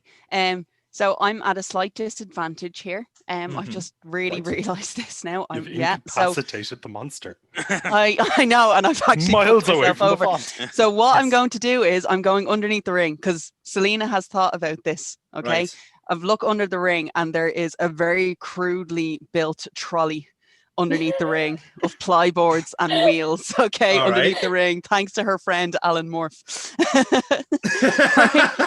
The beaver built her. Yeah, there's like bite marks all over from the Yeah, beaver. naturally, from the yeah. beaver building it. So I'm going to get him. I'm going to try and get him onto the trolley and pull him up the slight incline that we have. Okay. Getting him up towards the fucking fox. Okay. All right, let's see how this works then. So I'm gonna get you to roll on your power, which is obviously 0. So this first off is gonna try and get it into the trolley. Yeah. So give us a roll on that. And that'll do. So now he's in the trolley, right? So now what we're gonna do is we're gonna do this in stages where like so you're gonna push a trolley towards, say, from one end of the ring to the other. So you're gonna be facing, so this is from one part, say from ring to ramp. So you're gonna do another roll on that. 11. And that'll do. Nicely done. And now this is gonna go up the ramp now. Fuck. And that's okay. So again, you're gonna get halfway up the ramp, at which point Cutter kind of gets out of the trolley, and Oh my we have a god! bit Like fucking hell! Like Celina needs to work on her fucking cardio here, lads. I'm out of breath already. So we're gonna treat this as a She bit of pulls out her separation. vape. So in that case, so we'll treat it as a bit of a separation spot. So Cutter's got out of the trolley, but we're halfway up the ramp, closer to the font. So Celina, what do you want to do at this point? What I want to do is so we're halfway up, we're on a slight incline. I want to. Okay, I'm gonna whip him again. Okay. And in doing so, this is an ODQ match, I'm assuming. Oh yes, very much so. Oh, excellent. Anything Perfect. goes. Okay, my tail is going to come into play. So my little devil tail is coming into play. Mhm. So what I'm going to do is I'm actually going to whip him. I'm taking off my tail, Ooh. which is the original. Do you remember when I did the Catwoman one for Yes. Arse Wrestling? So I still have the whip, like the that. cat whip on that one. Yes. So I'm taking off the tail and I'm literally going to start whipping him towards the font. Excellent. I like that. Okay. Are Turning you still Cutter wearing the into horns as well? I see. Yeah, because the horns are like set up so it's like underneath the hair. So it's the way the Yes, hair I is get done you, I up get you. to have the horns. Yeah. And Cutter, what Think about you? What Princess do you want Leia, to do here? but demony. Gotcha. What do I want to do? Yes. As she comes in for the whip, when she goes to take me, I'm just too big. I want to stop her, slam hand on the throat, and I want to choke slam her through the trolley that she set up. All right. Oh, that's okay. Alan's handiwork. How dare you? He was going to sell that. Okay. He So needs here's a place to Giving that live. now. So here's how we're going to do it. We're going to treat that. We're going to treat Celina's roll as a luck roll. That's a +1, and we're going to treat Cutter's roll as a +2 for power. So let's see how this works. Oh shit! Right. 10. That's a 12. Oh, that's a 12. That is a 12. We have a split decision. So roll again, lads. Give me just a straight roll. Let's see who just wins a tiebreaker. You see that? 8. Stop That's an 8. moving And your that's a phone. 7. Yeah, so an 8. So Cutter's going to win that one. So yeah. So again, you're going to Cutter's going to get out of the trolley, and before Celina can react, big choke slam, smashes through the trolley, and it looks massive. So lovely stuff there. So Cutter, you're in control of this now. Continue on. Well, you broke my Okay, face. so after I slam her down, I want to kind of just fall down onto my ass a little bit. She's hit me hard, so I'm just catching my breath for a second. Yeah. At that point, I want to grab her by the hair with one hand, and I want to start dragging her towards the font. All right, Grant. We'll treat it as a straight roll. See if Celina can get out of it. Okay, roll, you fucker. Jesus Christ. 8. An 8. So yeah, you're gonna get it up kind of on the stage now. So the way the font is positioned, like the font is kind of like there's a height difference between the stage and the font. So the font is kind of like on the kind of dead space, like kind of floor, if you like, and the stage is like slightly above it. So like your typical kind of like raw arena, let's say. So there's this race stage and the font is underneath, basically. So you're both using now on the stage here, and you're still in control, Cutter. All right, I'm dragging her up. Oh, I know what I want to do. Yeah, I want to. Do you know what? I want to keep going for the font. I want to just. Can I just keep dragging till I get to the font? Sure. Yeah, we can treat it as a straight roll. Yeah, go for it. So that's 11. That's 11. So yeah, you get to the font now, and this is your chance to go for it. So you're now at the foot of the font. What do you want to do? At the foot of the font, okay, I haven't really done much yet. So, Bearing in mind that the whole point of this, it's not to ink, it is just to get them into the water for 5 seconds, is it? It's to actually hold them under the water. That's what it is. So it is kind of an incapacitation. So it is to hold them under the water for 5 seconds. Right. Okay. So what I want to do is I want to get her and I want to head bash off the font. All right. We're going to treat that as a real roll, -1. Wait, that's fucking marble. Yeah. Yes. That with glee. That's 6. At Like, 6. Well, it's 7, so it's... It is a 6, which means Celina's going to reverse this. We all do remember that this is a fucking scripted event, yeah? Correct? Yeah. Like, we're all going for drinks afterwards. Like, there's a fucking pizza party, like, afterwards here, lads. So what's going to happen is Cutter's going to go and try and throw her into it, but Celina's going to kind of save herself and kind of like get her foot up, let's say, and kind of block the impact, which means Celina has a chance to reverse it. So you're back in control. Okay. That sound like water. No, we fucking don't. Jesus, where was that accent come from? Right, what Celina's going to do then is she's going to. I'm gonna get me. Okay, so I'm clearly standing and she's trying to like drag me into it. So if I get the foot up blocked to it, block yeah. it. Yeah. Okay, I've blocked it then by using my foot. Then on this one, I'm going to assume because I do have the legs as my advantage here. Okay, I still have the tail. I still have the tail whip. Cool whip. I'm gonna trip him with using the whip on this one, right? So we are going very Catwoman on this one. So you're gonna have to think of Batman Returns here. Naturally. So whip it around to get the ankles to Mm-hmm. basically do to him what he tried to just do to me. Okay. Now, so we're going to treat grip that as him a so his head yeah, hits the the font. font. Okay, so we're going to treat that as the same. We're going to treat it as a real roll. Okay. 11. Actually, it's an 11, so it works for Celina. So yeah, you fucking you hit. So Cutter hits his head off the marble. Job done on that front. So it's a sore one. It kind of looks like he's got a trickle of blood on the marble. So again, that's kind of confirming, that is actually marble. They have actually forked out a marble font for this match. So Celina, you're still in control here as you've just slightly cut Cutter open. Okay, so what I'm going to do then is I'm going to do a little smirk on this one as I kind of like do like my little demon, my devil smirk as I look at Fred Rose. As I'm assuming he's still standing here. He's on the opposite side, yeah, just staring. Okay, yeah. So I'm just going to throw a little kind of a smirk over to him as I attempt to basically try to ram his head again onto the marble. Okay, so we'll treat that again as a real roll. So 0. You want me to roll as well? Just aim me on this one. Oh yeah.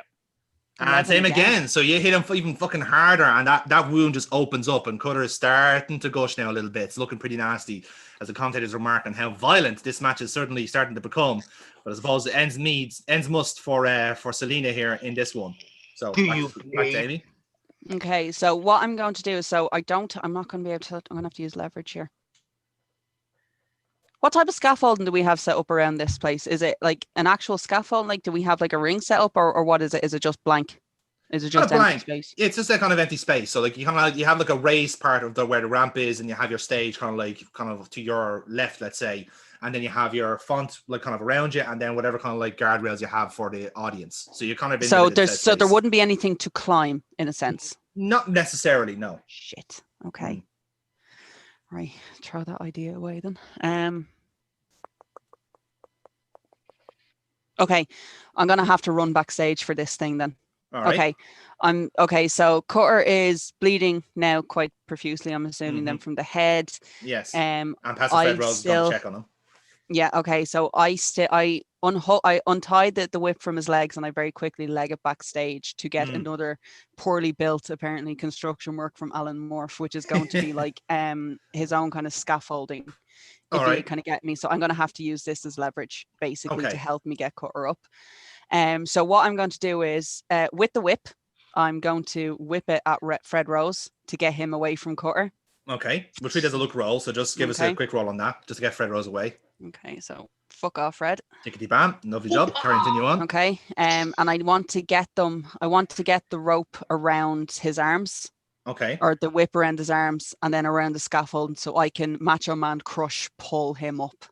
Ah, okay, right. We're gonna treat that as a power roll, which is 0. So let's see if that works out.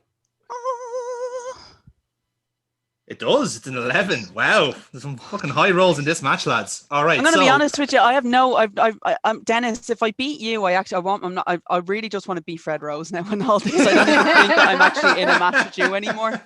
That's fair. I'm currently with Fred Rose. That's fair. So I have him scaffolded up on this one. So then what I want to do is, as I'm kind of just maneuvering it slightly, to then just drop it so he just face plants into the marble, into the water, so I can just hold his head. Okay, that'll be we're gonna treat it as a straight roll. Let's see if that works out. Appropriate. It's a 9. It works. Okay, so he'll hit the top of his head, and he kind of bobbles into the water almost. So so the referee's kind of got into position now. So yes, as the water, as the clear crystal blue water is now turning a crimson red. Indeed. As I hold his head down. So in that case, Dennis, give us a roll. Although to be fair, fucking marble is 10. Would be sore. It's a 10. So you're gonna be there for a second. So the referee's gonna go 1, and you're just gonna wash out of it again with a fresh face now. The blood is kind of washed away a little bit, appropriately, and you're gonna take control. Celina, it's just very quickly. I just want Celina just to comment. Holy shit! The holy water does wash you clean. Who knew about that? Contaminate though. Yes. Yeah, it's actually I really hope Cutter is not pulling a Bob Orton Jr. on me. Right, Yes. so hep, baby, hep. Hep, baby. Um, So you're gonna power out of it now, and you have a chance to attack. So power Nova out of it, I want, because she's doing her whole holy thing. I just kind of get up and I just want to stare at her, and I want to take her tail that is currently wrapped on my hands, and I want to wrap it around her neck and put her into a choke using her tail. She could be into that. Yeah, you could actually be making her more powerful that way. But we are, nevertheless, we are going to treat that as a kink. So we're treating that we're going to treat it as a real roll, which is a -1 for you, Cutter, I'm afraid. Choke me, daddy. That's 10. That's 10. It works either way. So yeah, you got to get in the tail. It's wrapped around her neck. It's choking, and you can continue on now. Celina does have a little bit of a smirk on her face while you're doing this. She's really enjoying it. Choke me harder. She's wearing pleather, for God's sakes. Of course she's into it. What more were you expecting? As she goes, I'm presuming she's fading, kind of from the with a smile on her face. Speaking, yes. If anything, she might scream, "Oh, daddy!" So just... Sky daddy. Sky daddy. So she I've been a naughty devil. I want to push her down. I want to put my foot on her back, and I want to yank up on the tail that's still around her neck. Nasty. Really getting off on this. Yeah, that's pretty rotten. That escalated quickly. But we're going to treat this as a power man, roll. It sounds like a lot of fun. Okay. Yeah, power roll. So it's going to be a +2 to this. Shows it? Oh, it's an 11. So with the +2 makes it work. So yeah, that looks pretty fucking nasty. And like the commentators go, that is atrociously violent looking. But whatever could be effective in this contest, as Cutter looks to be dealing some serious damage to a quickly fading Celina here. So Dennis, you're back in control. Okay, I want to. So I want to get Jesus, those. go full in. I want to grab her by those horns that she has in her hair, and I want to use the horns as handles to hold her under the water. Oh, that's good. She's very into this. Oh my, she is very into this. That's great. Lads, remind me to write this down in the Black Book of Kings. Go for it. You have my permission. So Dennis, give us. You, Sky Daddy. So This Cutter, was meant to be a pure and clean match. How has this happened? pure and clean my arse. We found a way. She's now technically a horny little devil. What are you expecting? Can't say fairer than that. You cannot say fairer than that. So Cutter, power roll for that +2. Oh, 9. A 9 with the 2 makes an 11. Job done. So now Celina is under the water. So it's going to go back to Celina now. Let's see if you can power out of it. Yeah, I think you were right. The choking just made her stronger. Oh wow! So now Shit.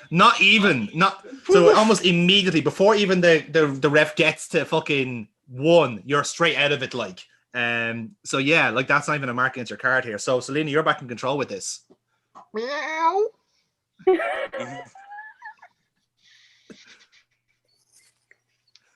Thanks, Sky Daddy. Okay. So what's happening? She's just gonna get up, and she's just gonna look at her, and like it's a real kind of pivotal moment of her just looking at Cutter, looking at Fred Rose, looking at him again, and then just be quietly just kind of be like, I think you enjoyed that as much as I did. Slip. Just pulling a rose, or just pulling a rose over on like. Oh God! I thought you were going to say something worse there. That's... Yeah, so was I. No, no, but like all honesty, I do actually want her to say, I will actually have her say, I think enjoyed that as much as I did, because it literally does in a sense of with her still kind of smile, laughing kind of at everything that's thrown at her. It is often a sense like fuck it to kill the sort of situation. Yes. And what I'm going to do is I'm going to go to my trusty bag of kinks, because if he's into hurting women, I think he'll be into a bit of hurt play himself. And I'm going to kick him in the balls. Ooh, okay. Real roll on that. Oh shit! In the balls. Yeah. Real roll on that. 0. Only on pay-per-view. Almost. I can't see what that is there. Can't see. Oh, sorry. Too Oh, shiny. it's a 9. Nut shot is successful. Is that Rochambeau happens. Dick. So yes. Okay. It's dick kick or ball grab. Yes. Oh, Which is it? actually, Is it dick kick or ball grab? Yes. Yes. I can't actually. Okay. Okay. Look, I've already done the roll, but I'm actually we're gonna do a quick rewind because Foxy gave me a good idea there. Okay. So as she says, I think you enjoyed that as much as I did, and then she just grabs and squeezes the balls. Oh, that's awful. You can't Right. expect them. Yes. Yeah, you got to cradle the balls, man. She'll be stroking the shaft in the hotel room. It's grand. And you have devastating cradles.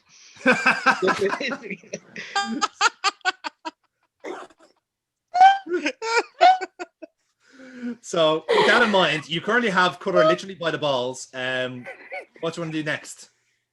By the way, So Jerry what looks I'm now going like to a fall do, guy. It's great. I'm going to do then is I'm literally going to do kind of like so basically kind of take him out by the knees and kind of land on my ass as well as I'm doing it sort of thing. So like one of the like literally so still holding Yeah.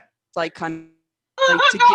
yeah No! to give me that little bit of leverage to do the jump No! and Yeah. kick him by the knees so he hits down Yeah. onto the fun. Oh, okay. So again, What female wrestler do you imagine who would do this? Because I think it would be Victoria. I think Victoria would be the one to do this. Her or Jazz? Mickey James back in the day. Possibly, but she would have done it to Trish. So yeah, it would have been a that's the same. honk. If Celina. Celina would have counted. Melina would do it, yeah. Yeah. So yeah, and we're going to treat that as a real roll, Celina, if you don't mind. 10. 10. Job done. That will do the trick. So yeah, yep, that hits. He hits his head off the marble, and he's kind of knocked out for a moment. This is where Pete Rose starts, or Fred Rose even starts interfering. So Fred Rose takes his cane that he has, and he hits you right across the back with it. So Celina, what do you want to do here? I'm literally just going to stand up and look at him and just basically turn to him and be like, this isn't a 3-way. You'll get your turn 1-on-1. Ooh, okay. Right. So he's gonna go for another, like, he's not gonna like that. He's gonna go for another cane hit, this time to the thigh. Good. Amy, are you gonna say the same? I'm going to grab it. Mm-hmm. Like as he tries to go for the thigh, I want to grab it and pull it out of his arm and just point at him with it. I'm being just basically, she's just be sitting on this if you don't back the fuck away. So indeed, Fred Rose takes that opportunity and goes, all right, fine. At which point Cutter is starting to feed up again, but Celina, you're going to still be in control of this. You're now holding the cane. I have the cane in my hand, so I am going to choke. Oh no, I'm going to do like a spider monkey. So I'm on like move onto his back with the choke, so I can push my body weight down. So as I'm choking him, he's in the water. Oh, so I like this spot. Use not to choke him. All right, I like the spot. Water. Okay, here's what we're going to do. So we're going to let that work, right? So Cutter is currently in the water with you on his back. So here's how we're going to do this. Amy, Dennis, you're going to roll, okay? And with Amy, if Amy's roll is greater than yours, Dennis, she's going to stay on board. If yours is better than hers, you're going to power out. And we're going to see how long that lasts. Okay. So, Amy, you first.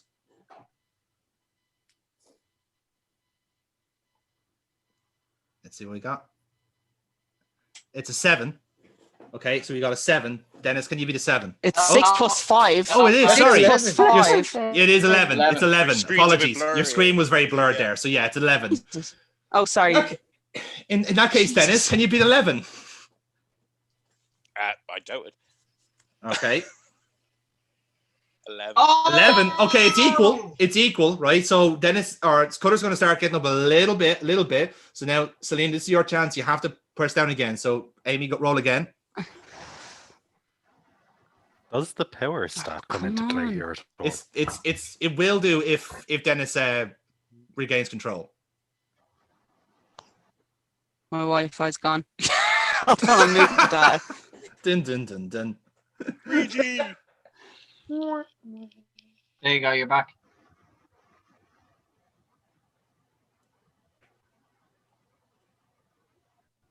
That's a 9. 9. Okay, 9. Dennis, let's see. Can you be the 9? It's a 12. Right, he powers back. He powers back and Celina's just flinged off his back. So Cutter. And he have broken the cane while he was doing that. That's a critical. I'll accept that. Yeah, I'll allow that. Yeah, I'll allow that. Yeah. All right. So Cutter, you're in control. So wait, did I slam back with her on my back or? No, you just well, this is why I double check to see if there's anything around us. So technically, there is a crudely built The scaffolding. scaffolding you brought out. Yeah. Yeah. Now, when I say crudely built, it is literally like the wooden trolley that we had as well. Yes. Bite marks on the side. Exactly. with- Yeah. Is made by Al on the side of it. Okay. Look, I just want to get her off my back. My plan here is I want to get her into the double hand choke bomb into the font. Right. With the edge so that her head ends up under the water. Okay. If you get me. I'm trying to break her back like Bane. Well, okay, that's fine. We're gonna treat it as a power roll. I +2. like that everything on Celina does actually come back to like DC comics. It does actually come back to Full like circle. Batman comics. I will break your back. Everything we do with her. Because like what I kind of right. want to do is I want Wait, to. did you want me to roll? Yeah, go for it. Yeah. Oh, so sorry, go I on. pressed it there already. So do you want me to press it again or? No, Whichever, no, isn't go it? ahead. Go for it. Yeah. So that's a 10 with the 2. Yeah, that's critical. That will do the trick. So you go straight for choke bombs and it is in the water proper. And naturally, you're gonna put your hand on her chest to kind of like keep her down. So Celine, this is where you come into it now. Yeah. You have to roll to get out of it. Okay, well, if I do get a roll out of this, the way I want to get out of it is by using my kick to the balls again. Oh yeah, that's So good. that's how I Well- want him to like kind of get the pressure off. Well, let's see how this works now. Okay. Okay, so you're going to go down for 1, 2, 3 seconds, and then bang, kick in the balls, kick in the nutsack. So that releases the hole, as it were, and you can kind of like get yourself out of the water and get your breath. So you're in the font at the minute. What do you want to do?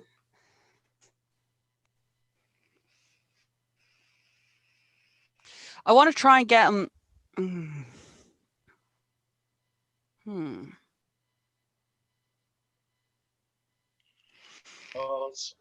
Okay, what I'm got no, fucking hell, his fucking balls are gonna be mush by the time I get finished with them. You kicked him in the balls, so he's Yes. he's come off you. And Let's look at it coming this back way. to you. Okay, he has his. Okay, right. Yeah, I'm I'd be going back to. selling down. Yes. You're Yeah. going to be Okay. leaning towards the water almost. Yeah. Okay. Right.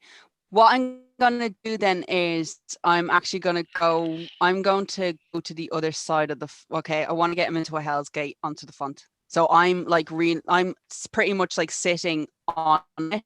Oh, If and you get dragging me. me down into the water. And dragging you down into Yeah, the yeah, water, that's a great and then bridge. So I'm like perpendicular. So it's like I'm literally like in parallel with the font Okay. now. I like that. So we've kind of reached our time limit on this. Do I'm I gonna have treat- momentum? Yes, you Yeah. do. Well, this is what I'm going to ask because, Celia, I'm going to treat that as your match finish, whereas Cutter, I'm going to ask you for your own suggestion yourself.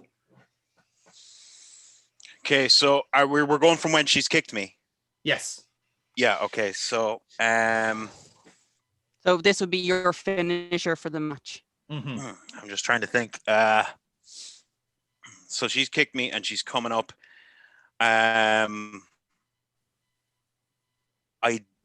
Ideally, what I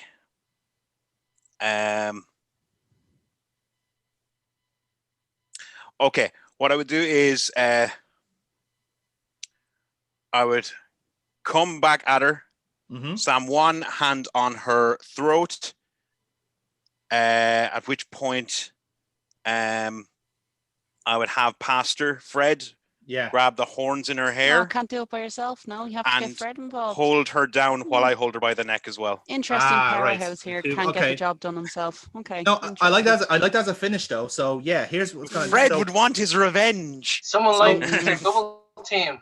Yeah, a little bit of a double team. Yeah. Hey, Cora seems to be into the double team. Selena said one at a time. cheeky. Okay, so will I take it so that you want to spend all your momentum on this?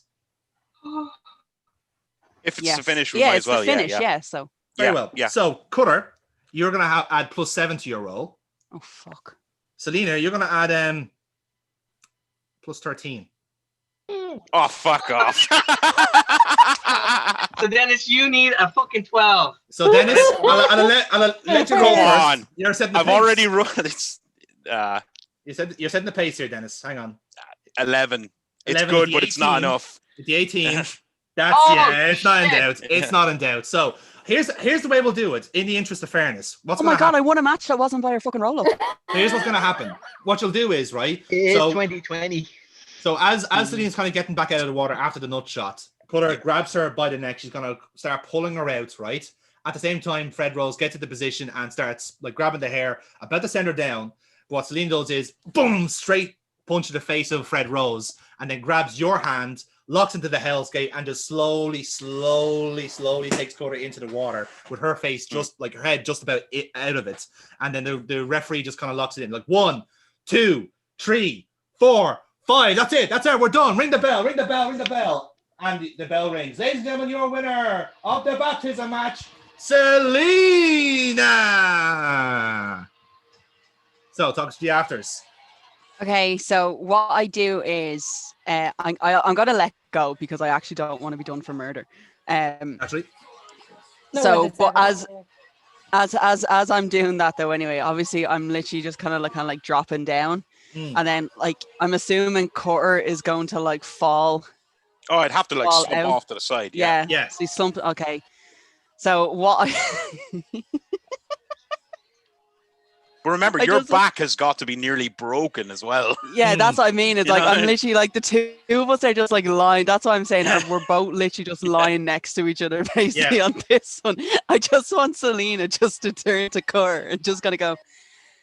Same again next week.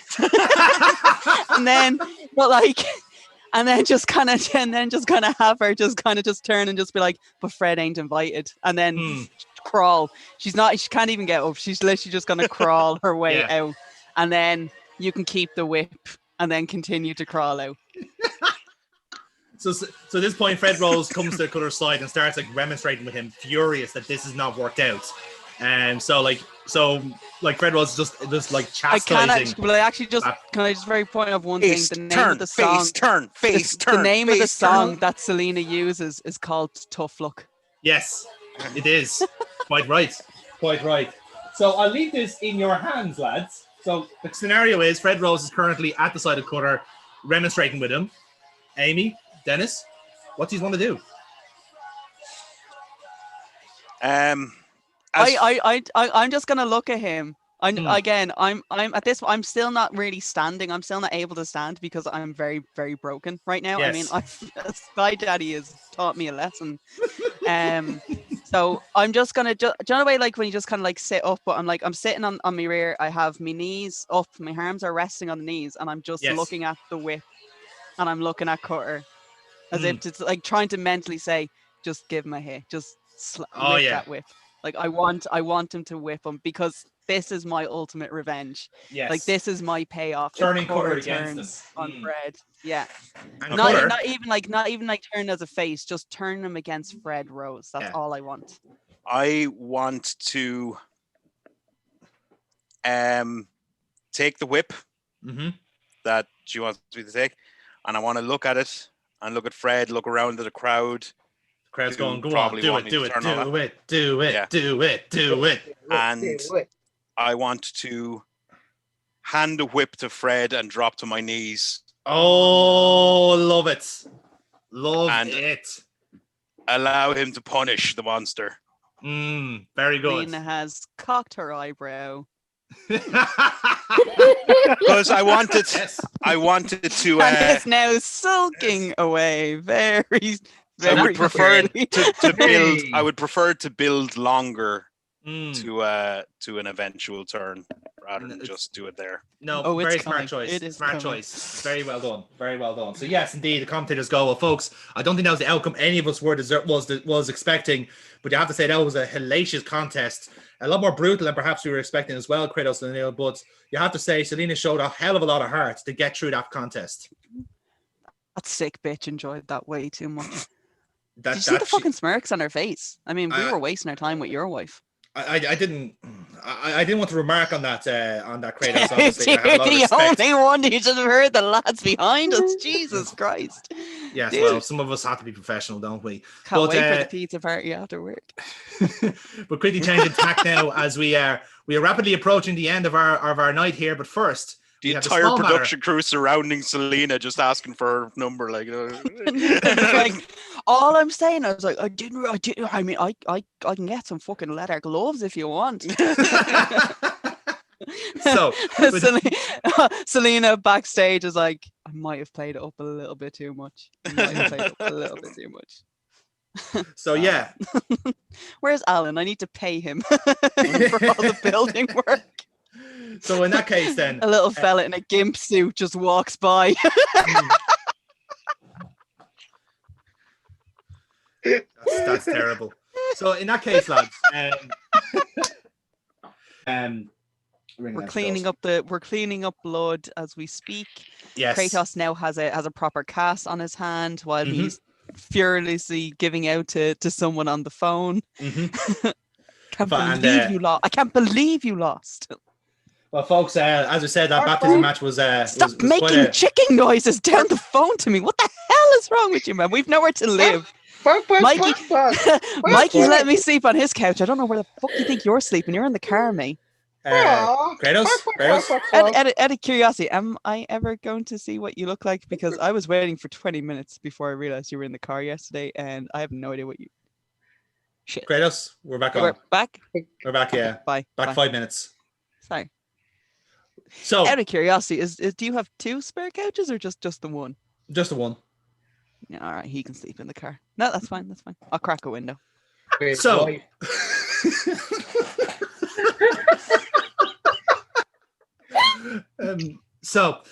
Folks, we've just seen a hellacious baptism match, but the action doesn't end here. As we saw earlier at the start of the show, we had a playoff to decide who will take part in this ladder match between Alan Morph and Violet Storm, with Violet Storm reigning victorious in what was a fantastic match. But now the action doesn't end here, as it's time for the Youngblood Tournament Finals. Like twisting a knife there, don't you mind? Just twisting the knife. Ladies and gentlemen, this next contest is the Youngblood Tournament Final, and it is a ladder match. Are 5 Seconds of Summer sponsoring this match? Not that I'm aware of. It's just that their song is Youngblood. Oh, well, you want to blame Foxy on that one. So It's a fucking tune. It's a cracker of a Yes. tune. Introducing to the ring first. Would you please welcome to the ring, Nathan, the hardcore legend, Youngblood. You should have taken the money.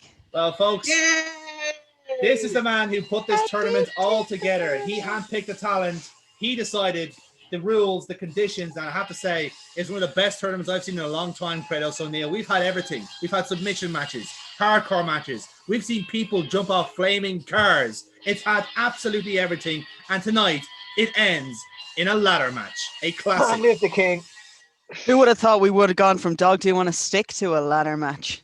Indeed. And all it's- thanks to the living legend that is Nathan Youngblood. I'm Indeed. excited. I'm happy he's here. I'm happy he's joining us here on ringside. Nathan, it is good to see you again, buddy. We go a long way back. How have you been keeping? I've been doing very well, and I'm quite looking forward to this ladder match. Indeed. So Be Like I honest, said- who do you have to win on this match? We have Violet Storm, the indie darling. She's making waves for herself on all this. And then we have the arsehole. So, I mean, going into this, who do you see coming out on top I can't remember who the other competitor was. Is it You Damon know, Garrick? Damon Garrick. Yeah, okay. That'd be So we valid. have Like, it's Violet not fair for me to pick a side. I just want to But you're enjoy going very good wrestling. Indeed. And like I said, it's And in you there. heard it here first. He's gone for Violet Storm. Let's get these contestants out here. Thanks, Kratos, for your... Yes. So, with that in What was mind... that? Sorry, someone said something off camera. I'm fired. That's nice, Kyle. That's a good joke, Decker. I know where you live. So, in that case, then... So we get the bell ring and introducing to the ring first. Weighing in at 202 pounds from Sandyford County, Dublin, Damon Garrick. And they just chime in Your going, hair is shit, and so are you. It's Your fair to hair say is shit. that Damon Garrick has been on quite a so journey in this are you. Youngblood tournament. Perhaps this is the transformative journey that Youngblood wanted for some of these stars. But this man started off as a floppy-haired, precocious teen and came out shaved head, brand new wrestling gear, and has been racking up a surprising amount of wins. He's had to do it the hard way too, let's not forget, because he did have to beat his girlfriend to get to this point. And ex-girlfriend. 2 wins. Yes, well, that's been debatable, Kratos, I think it's fair to say. Nevertheless... I've seen her Instagram. She's deleted Damon from her Instagram. Yes, it's over. It hasn't been taken too well, I think it's believed to say. But if it's on the internet, it must be true. Absolutely. If it's on her Instagram, it is true. But yes, crucial wins against Michaela Joyce under hardcore rules, and that match against Dahlia Thorne was enough to get Damon Garrick to this point. It was a very closely contested group, as was Group A, but Damon Garrick reigned supreme. Nathan Youngblood, would you consider this as a surprise, or is this the exact type of development you've been expecting? I will be honest, like, it is a bit of a surprise, but I wouldn't have picked him for the tournament if I didn't see this kind of skill and potential. Mm-hmm. I mean, you've seen the growth over the tournament. He went from being a moppy-haired kid to like getting his head shaved and becoming a more serious and very likely competitor to actually win the tournament. And as you see here, he's in the final. Yeah, absolutely. So, but let's see now if the hard work does pay off, because in this. He could might be do the dark indeed. horse, yeah. Indeed, he might be the one actually on this.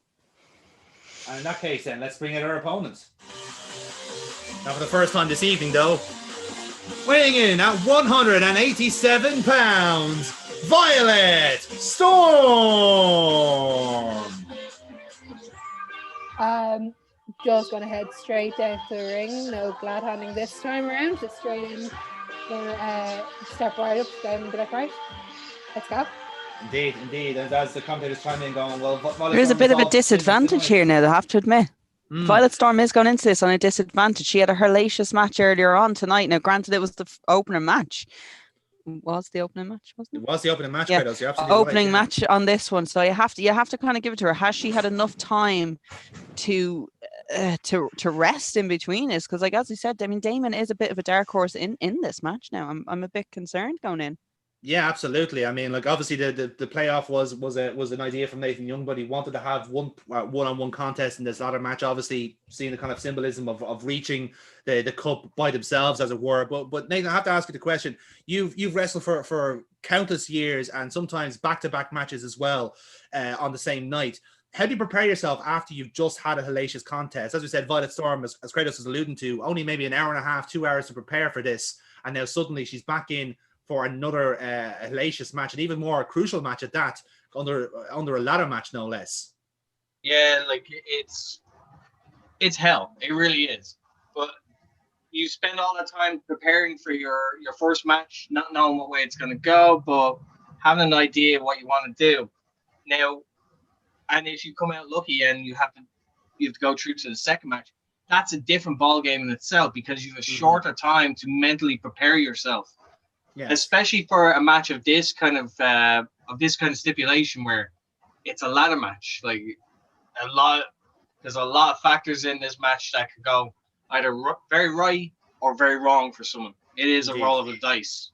Almost certainly is. And as I said, these two are no strangers to each other. So let's see what happens in this contest. The bells are at the ring. Let's start off the Nathan Youngblood Tournament final. Ding, ding, ding. So, Kira, give us a roll. That's an 11. Well, that's a lot better than my 6 on behalf of Damon Garrick. So, Celina, so Violet Storm, you are going to be in control of this match. I'm waiting on you to say something on that. I will reserve that right. Yes, you will. Yes, you fucking will. Then I want to go straight for a standing drop kick, followed up by a leg drop. Lovely, lovely. Yeah, give us a simple look roll on that. And that's a 7. Yeah, job done. So you hit the drop kick and you kind of stagger him. He's still standing, but continue on. Okay. Then I want to Irish whip off the ropes and knee to the gut. Need to go. Grand, yeah. I'm going to treat that as a look roll again. And that's an 8, yeah. So lovely stuff. You get him, you get a knee to the gut. You're still in control of the match. Okay. So then I want to go for a DDT. DDT. Grand. Work roll, please. That'll do it. That's a critical DDT. Jesus Christ. So you spike him basically, and it's like, my Jesus, that was a ferocious DDT. And Damon Garrick has not had a chance to get into this match at all. Violet Storm very much still in form from the previous contest just 2 hours ago. Maybe somewhat of a surprise, but Garrick still very cold in this match so far. Then I want to grab a ladder, so I hop to the outside of the ring. Lovely stuff. Are they set up around or are they under the ring? No, you got 2 ladders. You got one on each kind of side of the ring. On like 2, you got 2 ladders to work with basically. Okay. Both of them etched with made by Al. With the L the wrong way around? Yes. Yeah. Okay, so I grab one of them and bring that into the ring. And I am going to actually set that on top of Damon Garrick and go for double stomp on top of the ladder. Ooh, okay, I like that. Yeah, give us a real roll of that, -1. And it's a 9 with the 8 makes it work. So you put the ladder on Damon Garrick, you double stomp him, and he gets winded with that as well. And again, like folks, it shouldn't be a surprise that the Violet Storm is going to try and do this early after the massive match he had earlier on in the show. Nathan Youngblood, you're no stranger to these type of matches. Is this the right strategy to go early and try and put Damon Garrick away? This is one of the factors that I've talked about, but also at the same time, it shows great creativity on to be able to just use the ladder in ways that was never thought possible. Well said. So Kira, you're still in control. Okay. Then I am going to set up the ladder. Okay, lovely. In the middle of the ring. And I am going to I'm gonna go up, see if I can get there before he gets back up again. Yeah, that's grand. So the way we're going to do that is basically like, as is often the case, a wrestler climbing a ladder is not an easy thing. So it'll be like multiple rolls to see how high you can get up the ladder. Yeah. So actually I've got a good way of doing this, right? So I have a magic number here for how much you need to climb the ladder to the top. So you keep rolling. Okay. Right.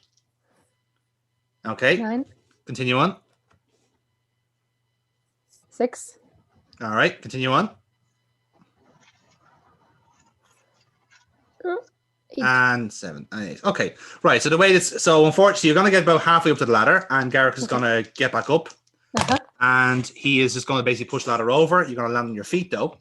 At which point, though, Garrick's going to take advantage of that. Hopefully, he's going to go for a bicycle kick, which you're going to duck. So you can take control of that. Does he end up in the ropes? He's kind of like beside the ropes. He's not hung up in the ropes. He's just kind of like at his feet toward away, like beside the ropes, let's say. Okay. If he's beside the ropes, I want to try and grab him into an armbar. You know, the Suzuki does through the ropes. Yeah, I know the one. Yeah. So we'll treat that as a real roll, -1. Yeah, lovely stuff. That'll do the trick. So yeah, he's wrapped up he has his arm wrapped up in the ropes, and you're getting good torque on it. So continue on. Okay. Because no thanks. So I'm just gonna pull him through out into the onto the outside. On the outside, okay. Yeah. So if he's on the ground, I want to go for an axe kick. An axe kick, yeah, grand. I'll treat it as a look roll, which is straight. And yeah, you hit the axe kick, so you have him well under control here. Violet Storm very much in control of this match so far. Garrick trying to get some offense in, but just can't at the moment. The gulf in class at the moment seems to be on Violet Storm's side. Kratos, would you agree? Totally agree on this one. Violet Storm seems to have sheer determination coming into this match. You wouldn't even think she'd had a match previously in the show. No, almost certainly not. The cardio there is quite impressive, Nathan Youngblood. I'm sure you'll support that yourself. Are you impressed with Violet Storm so far? Yeah, she's shown great resilience and definitely shown that she has gas in the tank to go a second match. Absolutely. Violet, you're still in control. Continue on. Okay. And then I want to whip him into the ring steps. Into the ring steps. Grant, I would say that's a power roll, -1. Yeah, lovely stuff. You do whip him in the ropes indeed, or steps even, and it connects. So he hits it on the shoulder. Continue on. Okay, and then I'm going to go for a belly to back suplex. Belly to back suplex. Yeah, work roll, please. That's going to be on the outside, I presume, yeah? Yeah. Yeah, no, that works out. So again, belly to back suplex. You still got him well under control here. Still on top of the match. Okay. Well then I am. I'm gonna hop up onto the apron, and is he staggering up to his feet? Yeah, he can be. Yeah. Okay. Then I want to go for Hurricane Rana. I just want to put it away. No, good shout. Keep him down. So yeah, work roll on that. And that is a 10. Lovely stuff. So again, it's still continuing to point. Like Violet Storm has just been so dominant in this so far. Damon Garrick, for his years, just really doesn't have the experience to try and get a foothold in this match. Not even had a chance at the ladder yet, as was how dominant Violet Storm has been. So Kira, you're continuing on there. Okay. So I am going to I'm gonna go for the ladder again. Ladder, yeah. Right. So this is the ladder that's in the ring at the moment. So you're gonna have a go and climb up. So he's outside the ring at the moment. So yeah, give us 3 rolls again. Let's see if you reach your target. All right, good start. Okay. And that's more or less the same. So yeah, so again, it's gonna be the same thing. You're gonna get halfway up there, and then Garrick kind of feet up to his feet.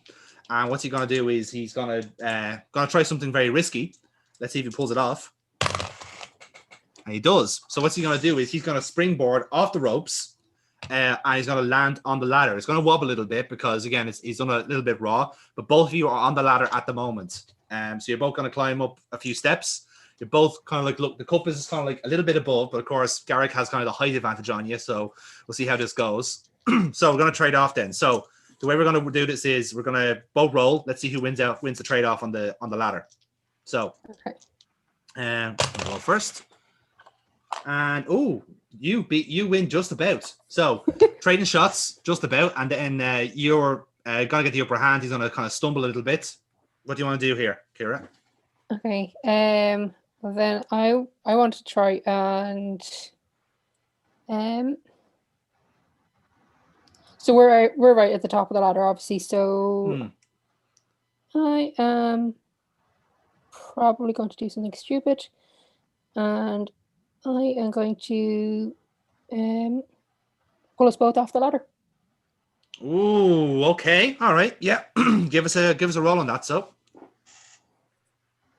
That's a 9. So yeah, that works out. So if both of you go off the ladder, naturally Garrett kind of taking the brunt of the impact. So you almost kind of land on him in a sense. And the commentators go, oh my goodness, that was a nasty spill. Both of them going off the ladder there. And look, that's nearly 9, 10 foot in the air, almost just as far as where the cup was. And It looks like a nasty spill, but was that the right thing to do, Nathan Youngblood? Was Violet Storm best to try and keep on the ladder, or was it best to get rid of Garrick? In the moment, it's one of those cases where, like, if you think that it's the better option to take out your opponent rather than reach for that, then by all means, you take what's given to you. Interesting. So yeah, we're gonna do a bit of a separation spot here. So Kira, what would you like to do here? Now that you've both like thrown yourselves off the top there, so what do you want to do to continue the offense? I want to use the ladder, and use it for wrapping his legs around to do a figure 4. Ooh, nice. I like that. What would Garrick like to do? Garrick, I think, is going to try and counter whatever you're going to do and try and go for Razor's Edge onto the ladder. So let's see. We're going to go for a roll on that. So we're going to go for a roll. At the 10, I roll the 7. So yours is going to work out. So you take the ladder, you kind of shove him back, you sweep his legs out, and you lock his legs into the figure 4. And the commentators chime in again. Well, Nathan Youngblood, you asked for creative ways of using this ladder, and I don't think you get any more creative than that. A figure 4 using the ladder. Have you ever seen that before? No, I've never seen that before. That's a new one for me. Even. Indeed. What about you, like Kratos? Have you seen this? I think I did in a dream before. I'm watching this and I'm a little bit concerned on this one. It's just I think Violet is risking a bit of damage here to herself.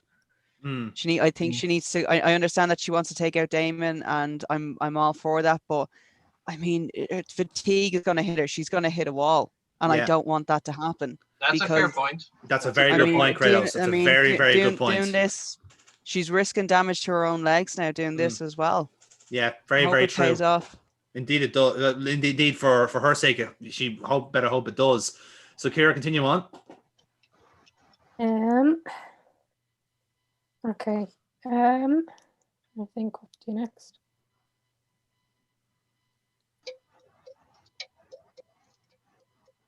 Sorry, because I've gone blank. Good so. The massive long silence. Yeah.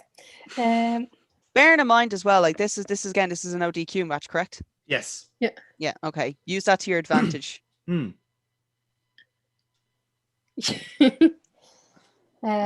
you haven't wrapped in the ladder at the moment. Yeah. With figure 4, so you can release that hold, and he's still kind of like entangled in it. If that helps you out. Yeah. Okay. So if he's still tangled in it, I want to go out and grab the second ladder. Oh, that's clever. Yeah, perfect. Go for it. And go for climb. Yeah, go for climb. Right, give us a roll on that. So we're going to 3 rolls again. Oh, very good start. Very good start. Go for it. Okay. All right. You're still on target. Let's see. Last roll. Let's see if it works. No. Unfortunately not. But so again, you're going to climb up a little bit. You're going to keep climbing. You're kind of at the second bottom rope. Garrick is still on the ground. He's still stuck in the ladder. So the camera starts closing up on you in particular, zooming up, because they have a lovely shot of you kind of like lifting kind of the cup off the pedestal it's on. So all you have to do is just grab up, right? But then suddenly, boom, you disappear from shot, and everyone's going like, "What the fuck happened there?" Right? So obviously you've had a nasty spill. And I said, what the hell happened there? And then the replay show, well, I should have goddamn guessed. Dahlia Thorne has just pushed the ladder that Violet Storm was on. You know, Kratos, you kind of been, you may have just been, shall we say, wound Storm up there. Is not as stupid as she looks. She might not be able to wrestle, but my God, she has the mind games down to a T. Yes. Kind of like someone else that we know in this business, but this is dirty. This is now plain dirty. However, as I said, this is a no DQ match. Yes. Dahlia Storm. This is where Damon Garrick does have the upper hand on this one. Almost certainly. I mean, Nathan Youngblood, I don't think this is how you want your final to end, but the numbers advantage and that massive, nasty spill off that ladder could be a massive factor here now, because Garrick seems to have help back on his side. Yeah, without a doubt. Like this, I do want the single winner, but unfortunately, it's no DQ. So I basically opened up the door for anyone to come in and basically hijack this match. Almost certainly. So as we said, while Violet kind of recovers on the and Violet have backup. Sorry. Well, yeah. Well, unfortunately, I don't believe Violet Storm does have any backup. She's kind of an individual in this equation. It does, for all accounts, look to be like a 2-on-1 handicap match. So Garrick gets untangled in the ladder from Dahlia Thorne. Which point then, so Garrick starts climbing again. He's limping heavily, so he's limping on one leg. Let's see how he gets on. Okay, we got a 10. Good start. It's a 7. Not bad. I don't think he's going to reach it though. No, he's not. He's going to get back at 20. So he's kind of halfway up the ladder at the moment. It's all looking likely for him that he's gonna win because Violet's still on the ground. Dahlia is like already starting to film it. So she thinks she's done it. She's done everything she needs to do. But then suddenly you hear a ruckus from the crowd. You hear a roar from somewhere and someone from the crowd. And then you see, what the hell is that noise coming from? Kratos, can you see who that is? Is that some sort of... Is that a noise of a beaver? No, it's not a beaver. Look at it. Is that a fin? Is that a fin in the crowd or is it my imagination? Is there a tell fin? me we might need Police Chief Brody straight away. Yeah, Is that a fin? Actually, in the hold crowd? on. For the love of God, hold on. I could have. Nathan, Youngblood, are you seeing this as well? Can we get a camera on this? The crowd is going ballistic around the corner from us. There seems to be some sort of fin flying through the crowd. Are you? I'm telling me I'm not hallucinating here. Garrick is halfway up the ladder here, but it's very unusual. And my guy, whatever the fin is, he's coming close towards the ring and he's jumped a barricade. Who was that? It's Alan Morph! It's Alan Morph! He's jumped a barricade! And my God, he's dressed as a shark! Of all things! Sharks! We're gonna need a bigger boat! We're gonna need a bigger boat, Nathan Youngblood. You're absolutely right. This one-on-one match is virtually turned into a tag team match. My goodness, what's going on in this contest? Jerry, welcome to the show, man. Welcome back. So, Dahlia Thorne. God, that Kittner boy in the front row did not see that big shark coming. Oh, Jesus. Oh, Jesus. Oh, Jesus. Someone call, please, Brody. Jody. Who the fuck is Jody? So, Jerry, the situation is, Jerry, you have Dahlia Thorne filming Garrick hopping off the ladder like one step at a time, very slowly. Violet Storm is in one corner of the ring recovering. What do you want to do? Does Dahlia Thorne know I've come? Or she's just like dead? No, she's too busy. She's too distracted. Garrick, as she's recording, I just kind of my shark face just kind of goes in camera. Yeah. So she scares herself. Yeah, just like Amy do now. Na, na, na, na, na, na, na, na. I actually legit have a toy for fucking everything Alan Morph has. Love it. That's amazing. So turn around, grab Damon's on the ladder, yeah? Yeah. Grab him, string him off up into a Fiat Panda. Oh, nice. So you've taken down Dahlia, you've taken down Damon Garrick, and the two of them are kind of like create at the spot on kind of like together.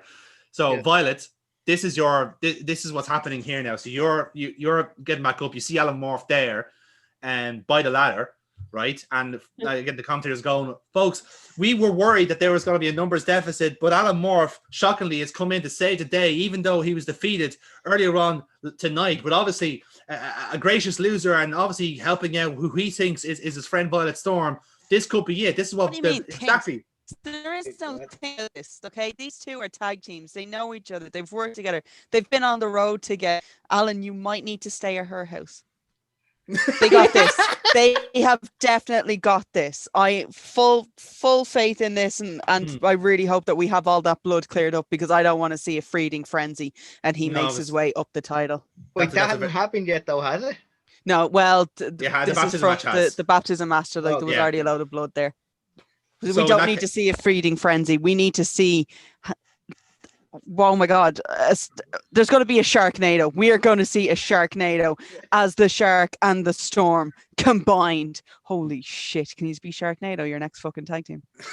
We're going to see a Kratos, get Shark. back. I need to point. Violet, give us 3 rolls. Let's see if you make the top.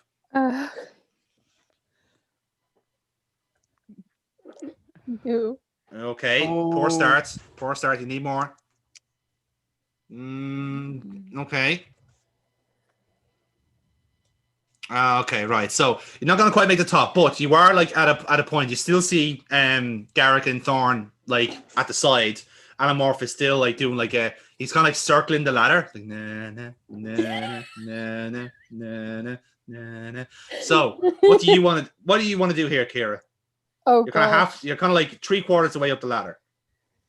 Are they? So they're outside. No, they're in the ring. They're in the ring, ring. about like a foot behind you, let's say. Okay. Well then, I am going to go for a moonsault. You're going Gale Force moonsault off the ladder. I'm not going up, then I'm going up. You're going up. So in that case, lads, the commentators go like, "Well, this has to be Violet Thorne's car." And no, what is she doing? She's going to the top right. She's turning back on the. No. Oh, and no, Gale Force moonsault. Roll, Kira, roll. Can I use momentum? You can. You have 10. Okay, can I use 4? Yes, you can. Oh. And that'll do it. Yes, you hit the Gale Force moonsault off the top of the ladder onto both Thorne and Garrick. Nailed on. I was like, now that was as risky as it gets, but that could be the punctuation that Violet Storm needed in this match. Okay. Yeah, goodness. talk about confidence boost. Like, this is something goddamn big. Oh, We haven't seen this in so long. Well, you said it yourself, Youngblood. You wanted moments to be made here, and right now at Defiance, we are seeing it here. Violet Storm with a huge moonsault off a ladder. Surely, there's only one conclusion now. Do the honors, Kira. 3 rolls. Okay. Yes. Okay. Oh, that's good. That'll do. That will do. So you're climbing up the ladder. Talk us through it. This is the finish. So start at your feet, obviously, and just give Alan a nod. Yeah. And start to climb the ladder. We're keeping an eye on Damon and Talia, and just reach for the trophy. And Just keep swimming. Just keep swimming. Just keep swimming. And the bell rings. Ladies and gentlemen, your winner and the holder of the Youngblood Tournament Cup, Violet Storm. Well, folks, that was a hell of a contest. Nathan Youngblood, your tournament has ended in style. I think you're going to do the honors now and make this official. So we'll let you get into the ring and get that done. But please, can we have like a dance, Nathan Youngblood, Alan Morph, and Violet like dancing to Baby Shark in the middle of the ring? Just. So that was a hellacious contest, but you have to say Violet Storm absolutely earned it. She leaves this tournament undefeated. The only person to leave this competition with 6 wins out of what was meant to be 5. You can't get any better than that, Kratos O'Neill, can you? Kratos? I just had a horrific thought in my mind. However, I'm not going to voice it because normally when I do, shit ends up coming true. All I can say is I never thought I'd see the Nathan Youngblood tournament end with a shark in the ring. I think we can all agree on that. But absolutely, it's well earned as you now cut to the ring and the ceremony, and what would be a ceremony as the pedestal has been taken down, and now it's Nathan Youngblood to open up the pedestal and hand the cup to Violet Storm.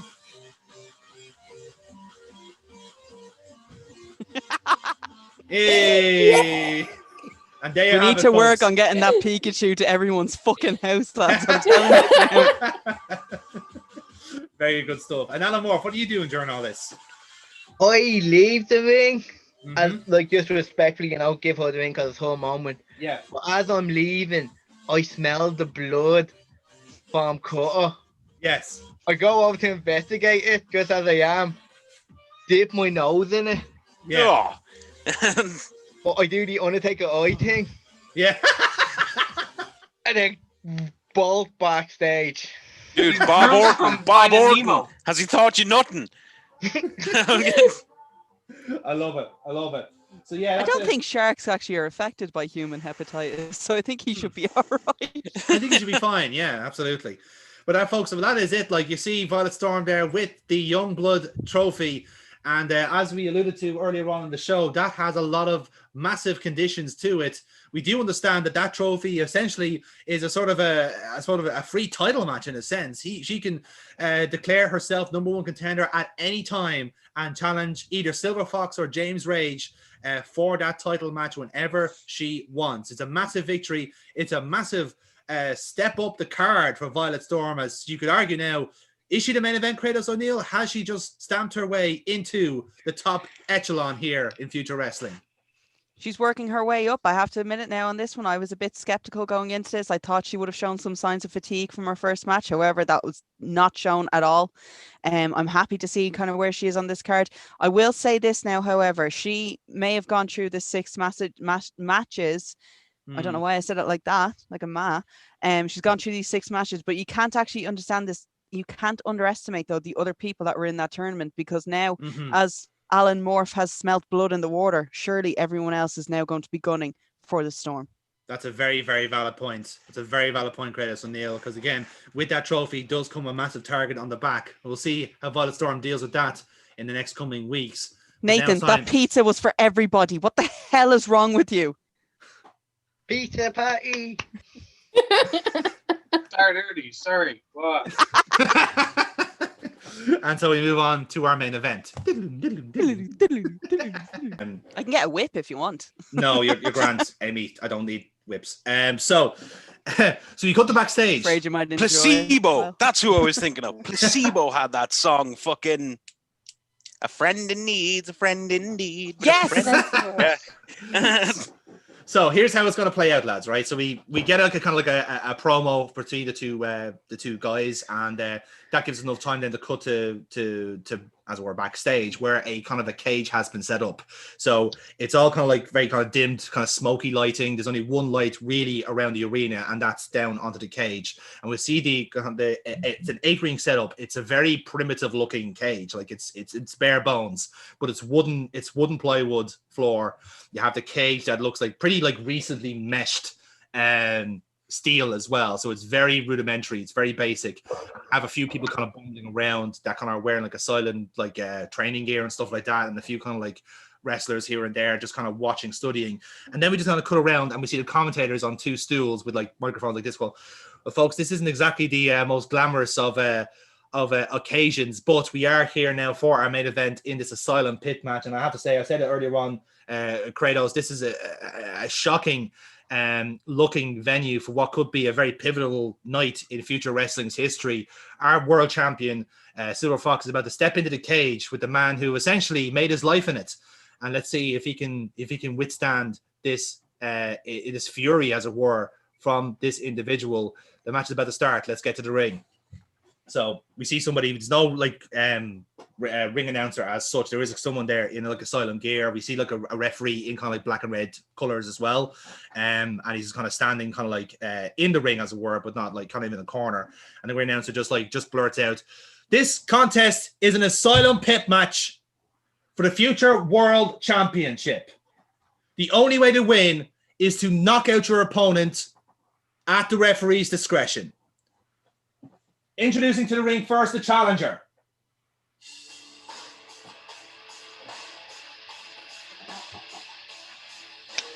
Weighing in today at 235 pounds from the Asylum Fight Camp, which gets a big roar. Ray!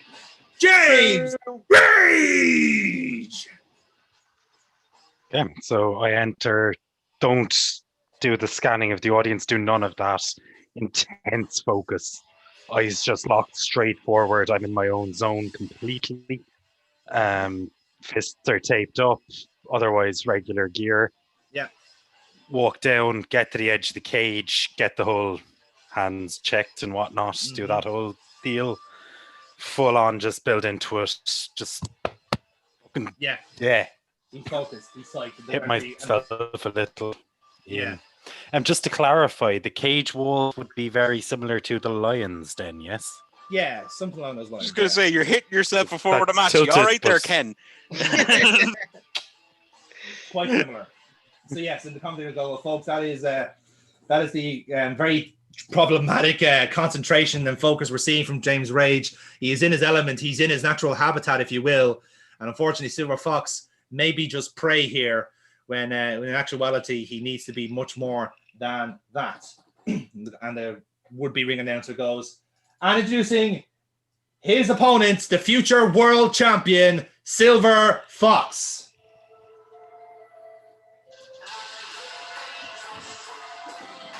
Walking out onto the stage, I'm taking a good glance at this the fighter's pit, and just like you can kind of see the hesitation as well. That it's like I'm out my element here. Like what have I got myself into? Yeah. Well, trying to shake it, and it's like do the pose with the belt. And make my way down. Now I'm wearing a changed up my outfit for this. Like I'm not wearing my normal like bodysuit type.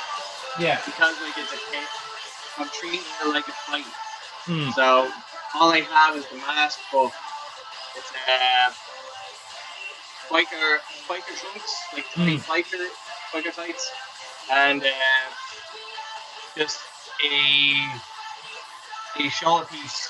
Like for the entrance. For the entrance, yeah. Yeah. So think Dragon Ball, like fucking shield. Dragon Stars, yeah. Well, and the commentators do kind of like draw notice of that. So folks, like Silver Fox has been incredible taking on these contenders from all over the world, but this is a completely new challenge, and as you can see, he seems to have come prepared for it. Hoping to match James Rage for appearance as well as intensity. Only time will tell, though, as we are about to begin what could be a very violent and very uncomfortable title match. Let's get to the ring now. And so the bell rings. Foxy, James, this is it. It's title time. Give us a roll. Let's see who starts off. 10. It's a 6. So, Foxy, you're going to start off here. Again, general reminder, you both started on 2 momentum from the promos earlier. So, Foxy, you've got control here. So, obviously, like the bell rings and we've just started.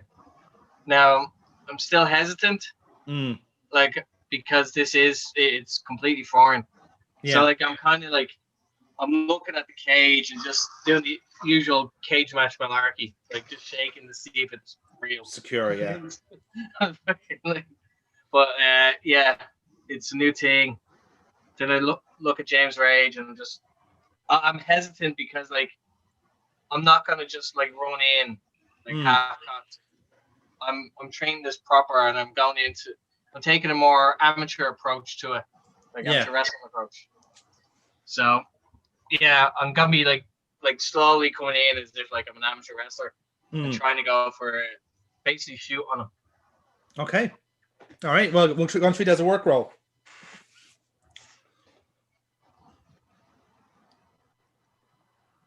7. Indeed, yeah. With the +1 makes the shoot work. So yeah, you take him down then, and you have control here. So you have him kind of, I suppose, pinned down, or whichever way you want to do it. Yeah, I go in like I've shot. I take him down with double leg. I'm on top of him. Now I'm basically lobbying for a fucking position to either submit him or to just keep him down there. So I'm trying to aim for like either the head or the arm, just to start working on. Okay, so we're gonna treat it as a work roll again then. So +1, just keep him down. And that's a 7 with the 1, yeah. So that's still working now. So you still have James Rage pinned down at the minute. You're getting a few jeers from the Asylum cohorts around the ringside and commentators going, well, the strategy is quite intriguing at the moment. Silver Fox trying to perhaps diffuse that adrenaline that James Rage seems to have come into this arena with. Maybe it's a good strategy, maybe it's not, but let's see how Fox does with this current very impressive amateur wrestling system so far. So taking a risk, let's hope it plays off. So while I'm while I'm walking around, I managed to get his arm, and I'm not going for an armbar, but I'm trying to bend his arm, manipulate his arm around, so that I can actually start putting the pressure on not only his wrist but his elbow. Yes, yeah, you're kind of going for like almost like a key lock. Yeah, almost. Yeah, gotcha. Yeah, we'll treat it as a work roll again. Craig calls this the teapot.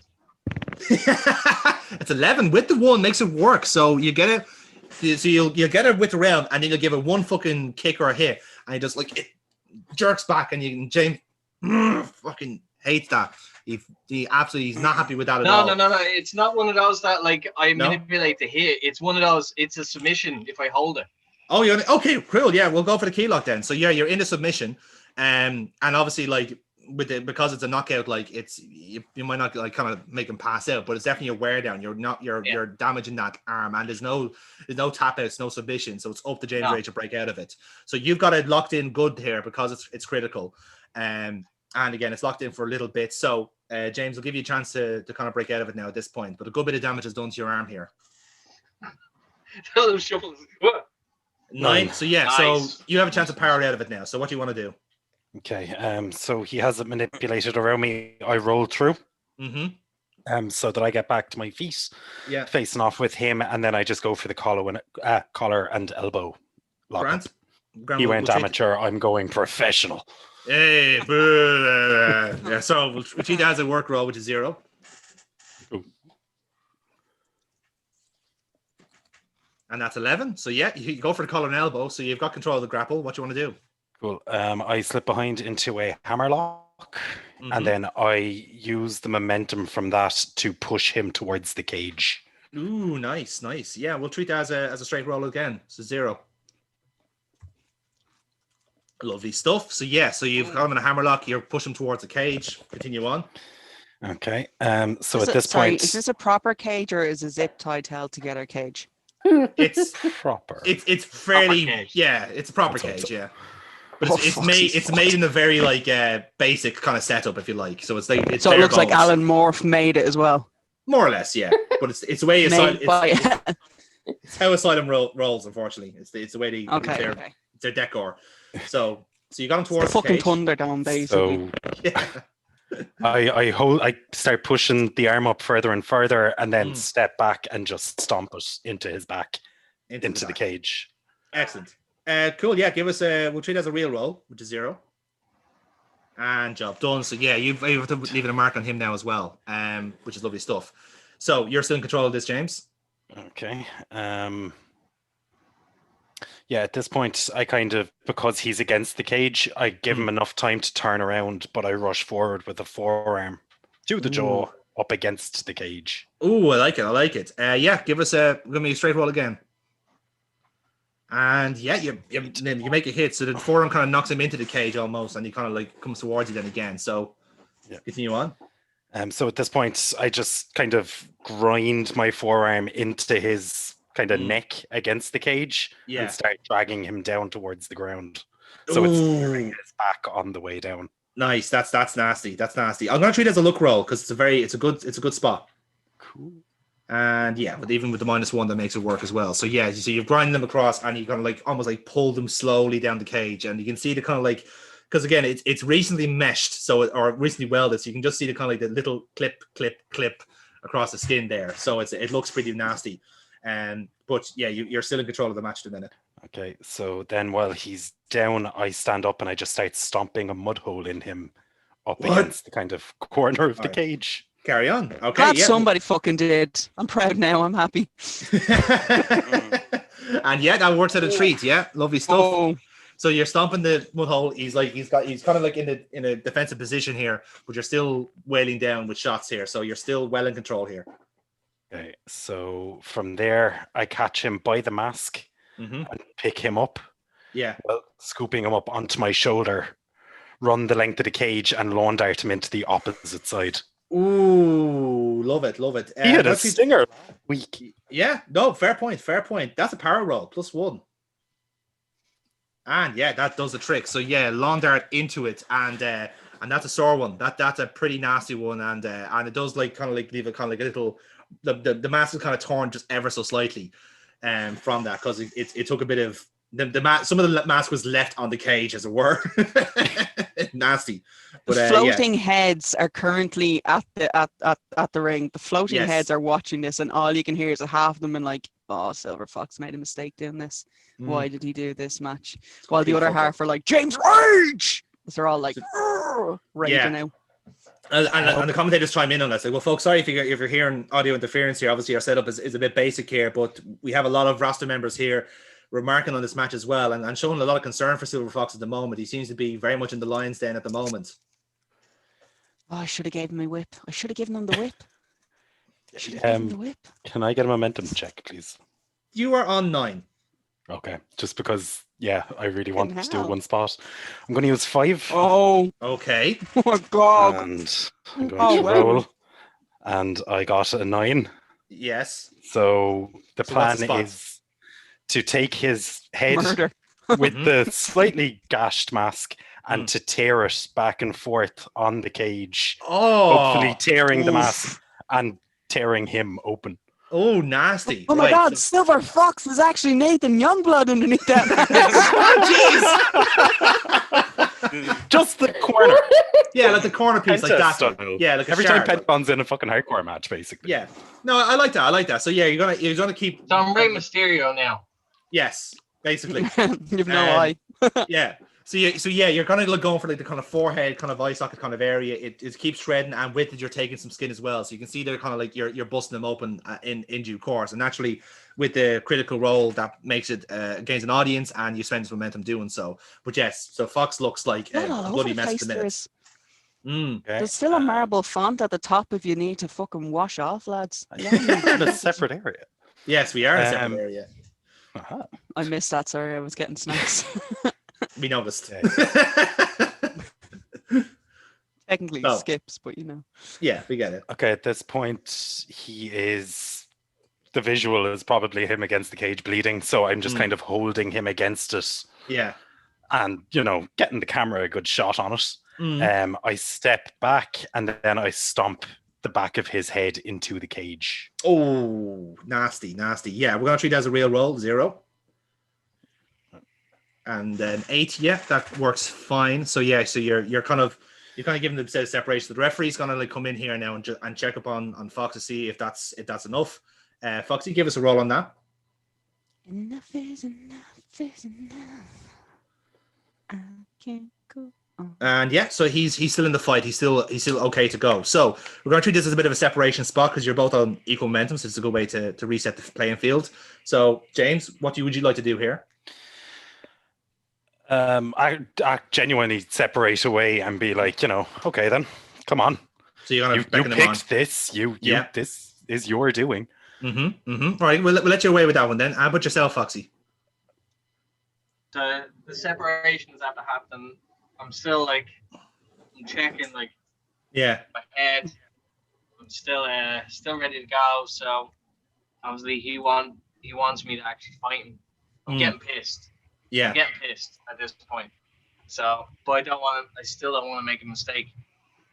Because he can take advantage at any time. So, still that hesitation, but you can definitely see that I'm getting pissed. I'm probably going to try, I don't want to rely too much on the amateur because, it did work, but once it failed, that was it. So, I'm going to feign it and I'm going to crack him with a kick in the fucking head. Nice. Okay. So in that case, then give us both a roll on that, and let's see who gains advantage from this. So that's a 9 and a 9. Reroll again, lads. A lot of fucking split draws tonight. Fucking hell. 5. He does. It's a 7. So James, you're gonna go come on then. You wanted this. Come on, come towards me. Come on. And then Fox is gonna go fuck it, and he just bolts and he hits you with a fucking with a kick so it's kind of what are you gonna go for? Kind of a running kick, or which way do you want to do it? No. I'm coming in a little bit faint, but as I feint, I'm going for a shoot, to shoot takedown him. All right, yes. And that's how I catch him with the head kick because he's right. expecting that, and I just crack him as hard as I can with a kick. Nice. So that kind of sends him loopy. So, and then you're in control of this match then. So as the kick connects, like that stumbles him back. So I'm coming in. I'm gonna go El Recito with a big forearm right to the fucking jaw. Nice. Okay, Grant. We're gonna treat it as a real roll, which is 0 for you. Nailed him. Nailed him with the forearm. So yeah, you get him with a good forearm, and you're still back in control. Fucking El Recito for that one. Absolutely. That's what we're here for. Absolutely. Fucking forearm, like that cracks him there. So I'm starting to focus my attention to his head. So after a head kick, then a forearm, and now he's stumbled back at the cage. So I want to go for another really stiff forearm to the jaw while he's at the cage. So hopefully. Oh, it'll knock him back into it. Oh, I like that. Okay, well, give us a real roll on that then.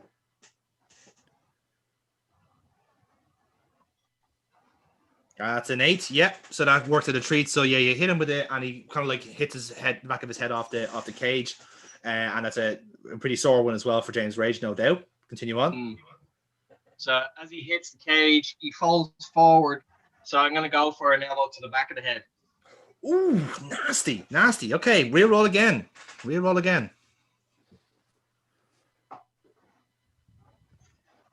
And that's a 10. Lovely stuff. So yeah, that elbow knocks him silly. So again, he kind of loops around the place. The referee just kind of like gives one brief check, like waves him away. He's fine. And Silver Fox, you're still in control here. Yeah. So as he stumbles away, I grab him, and go for a knee to the head as well. Right. So another real roll. Proper like a fucking MMA fucking like knee to the fucking naturally, head. Yeah. So after it took a while for him to warm up, but it does seem that Silver Fox is starting to get a foothold in this match by playing the same rules as James Rage, and it seems to be working out fine with that massive knee to the face there of James Rage. That looked a sore one by all accounts, but I don't think that will phase James Rage that much. He seems to be in his element here. So Fox, you're still in control here. So the knees after connecting, so I'm after pretty heavy shots onto his head. So while he's still kind of rocked and stumbled, I'm going for his guillotine. Ooh. Okay. All right. Well, I am going to ask you to spend some momentum to do that. What is your heat with Mr. James Rage right now of sound, mind, and body? It is a +2. I'm going to ask you to spend 2 momentum on that in order to make the spot work. So go for it. Boom. Tickety bam. So lovely stuff. And that gives you a heat with James Rage as well for stealing his move. So nicely done there, lads. So you're in the guillotine, and you got it locked in. The referee's kind of doing all of his checks. It looks everything all right. So now let's give Mr. James Rage a roll, see if he can get out of it. That's a 10. Oh, shit. Right. So talk us. So well had that reserve, just like seeing. Yeah. So talk us through it then, James. How do you get out of it? How do you get out of your own submission move? No, because I've got something that I was thinking of for the finish, but it would work here. Yeah, fuck it. I'm doing it. Okay, so he has the guillotine on me and he has me down. Yes. So I edge him closer to the cage and stand up using the cage. Yes. To stand up. Once he's high enough, I hook his head under my arm. Yeah. I back away from the cage and turn him into the silver lining.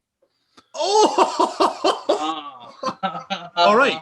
And similarly, I'll ask you to spend momentum based off the heat, which is +3 at the minute. So you're going to spend +3 heat to do this, but you're going to power out, go for silver lining, and that fucking hits as well, shockingly.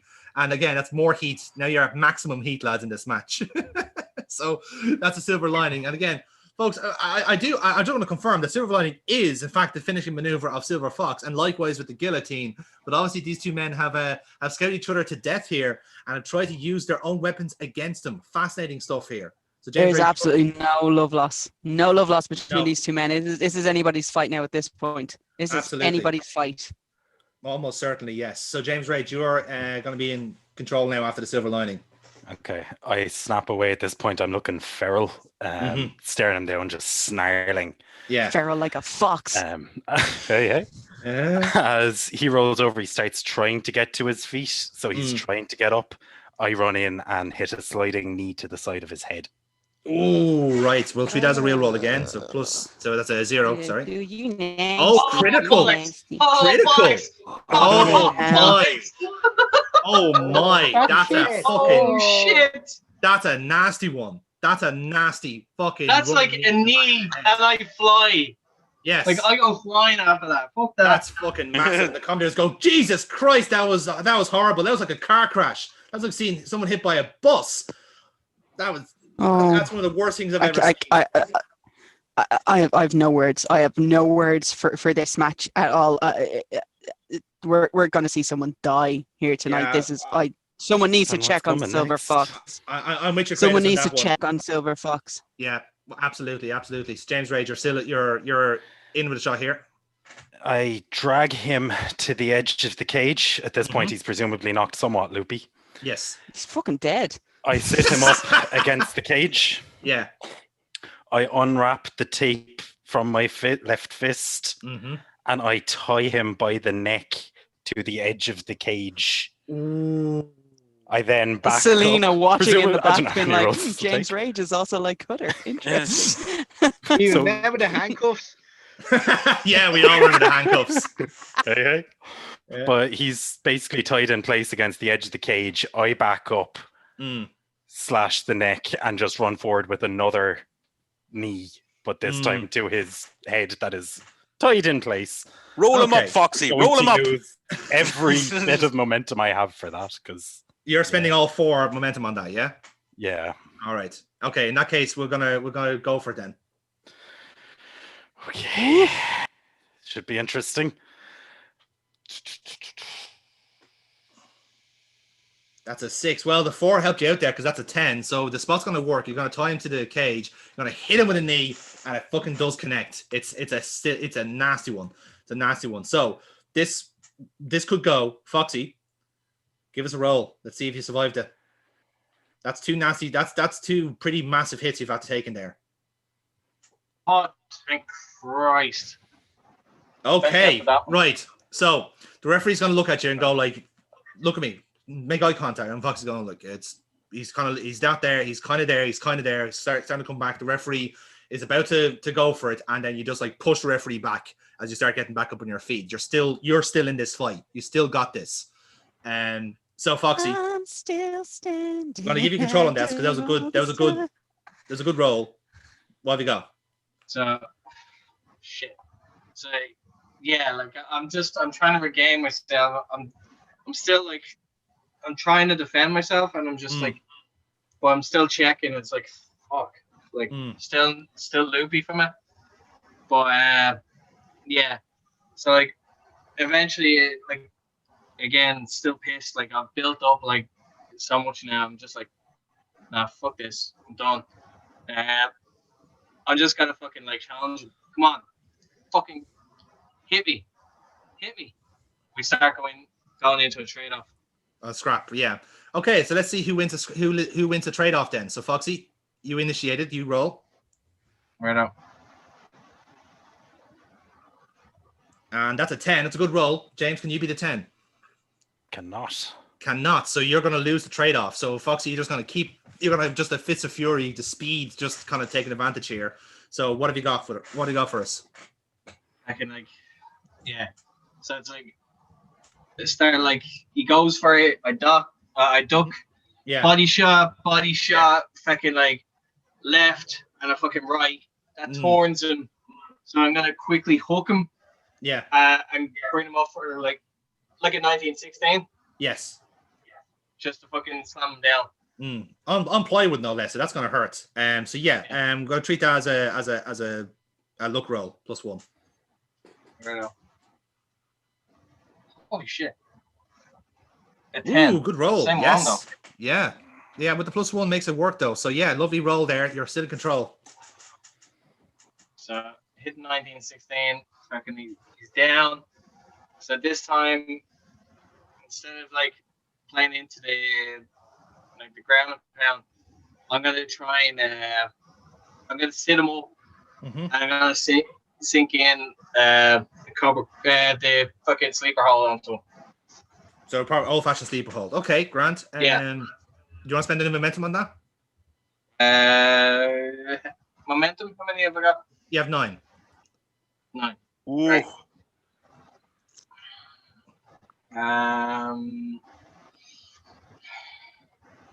Yeah, I'll spend 2. You're gonna spend 2. Okay. Yeah. Right. So 2 on the sleeper hole. Go for it. Let's see. Oh, And that's an 8. Okay, so that's a 10. So it's in snug. It's a good sleeper hold. Right. So we're gonna get one arm down, second arm down. James, roll. 9. And he keeps the arm up, and James, you're gonna take back control here. Okay. I'm just going to charge backwards into the cage, sandwiching him between me and the cage. Right. Okay, so you get your To break separation the then, hold. naturally. So Cool. you're in control here. Okay, from there I hit the spinning back fist and charge forward, biting at where he's bleeding with the torn mask. I'm gone completely feral. Jesus. Yeah, no, this okay. is... All right. How about this then? Right, we're gonna treat the first one as a real roll, the spinning back fist, and then if Okay. that works, then the biting will be a luck Hang roll. on. Oh, he's dropped Hang off. on for some. Oh, I think his Roll him laptop up. might have died. Roll him up. Roll up. From the corner while she's like, it's okay. It's okay. Okay. We all get You that. find out the worst possible time. Oh! Right. So the spinning back fist works perfectly. He's sparked out. Right. Yes. So now for the for your last part, which was the Wait, what the fuck just biting. happened? Right? My laptop, the screen went black. I went, looked "No away way." for a second, and then all I saw was a 12 on my screen. What the Yeah. fuck is that? he was making sure that was ready to go. I was like, here. And the biting works as you well. could hear was, it was that. So now you're biting him as well. Continue on, James. Please leave that. Hold on. Sorry. When you're doing Yeah. the edit for this, leave that fucking in. Yes, absolutely. I'll make it work. Trust me. Oh, okay. Right. So you just hit him with a spinning back fist. He sparked out, and now you're biting his wound. yeah.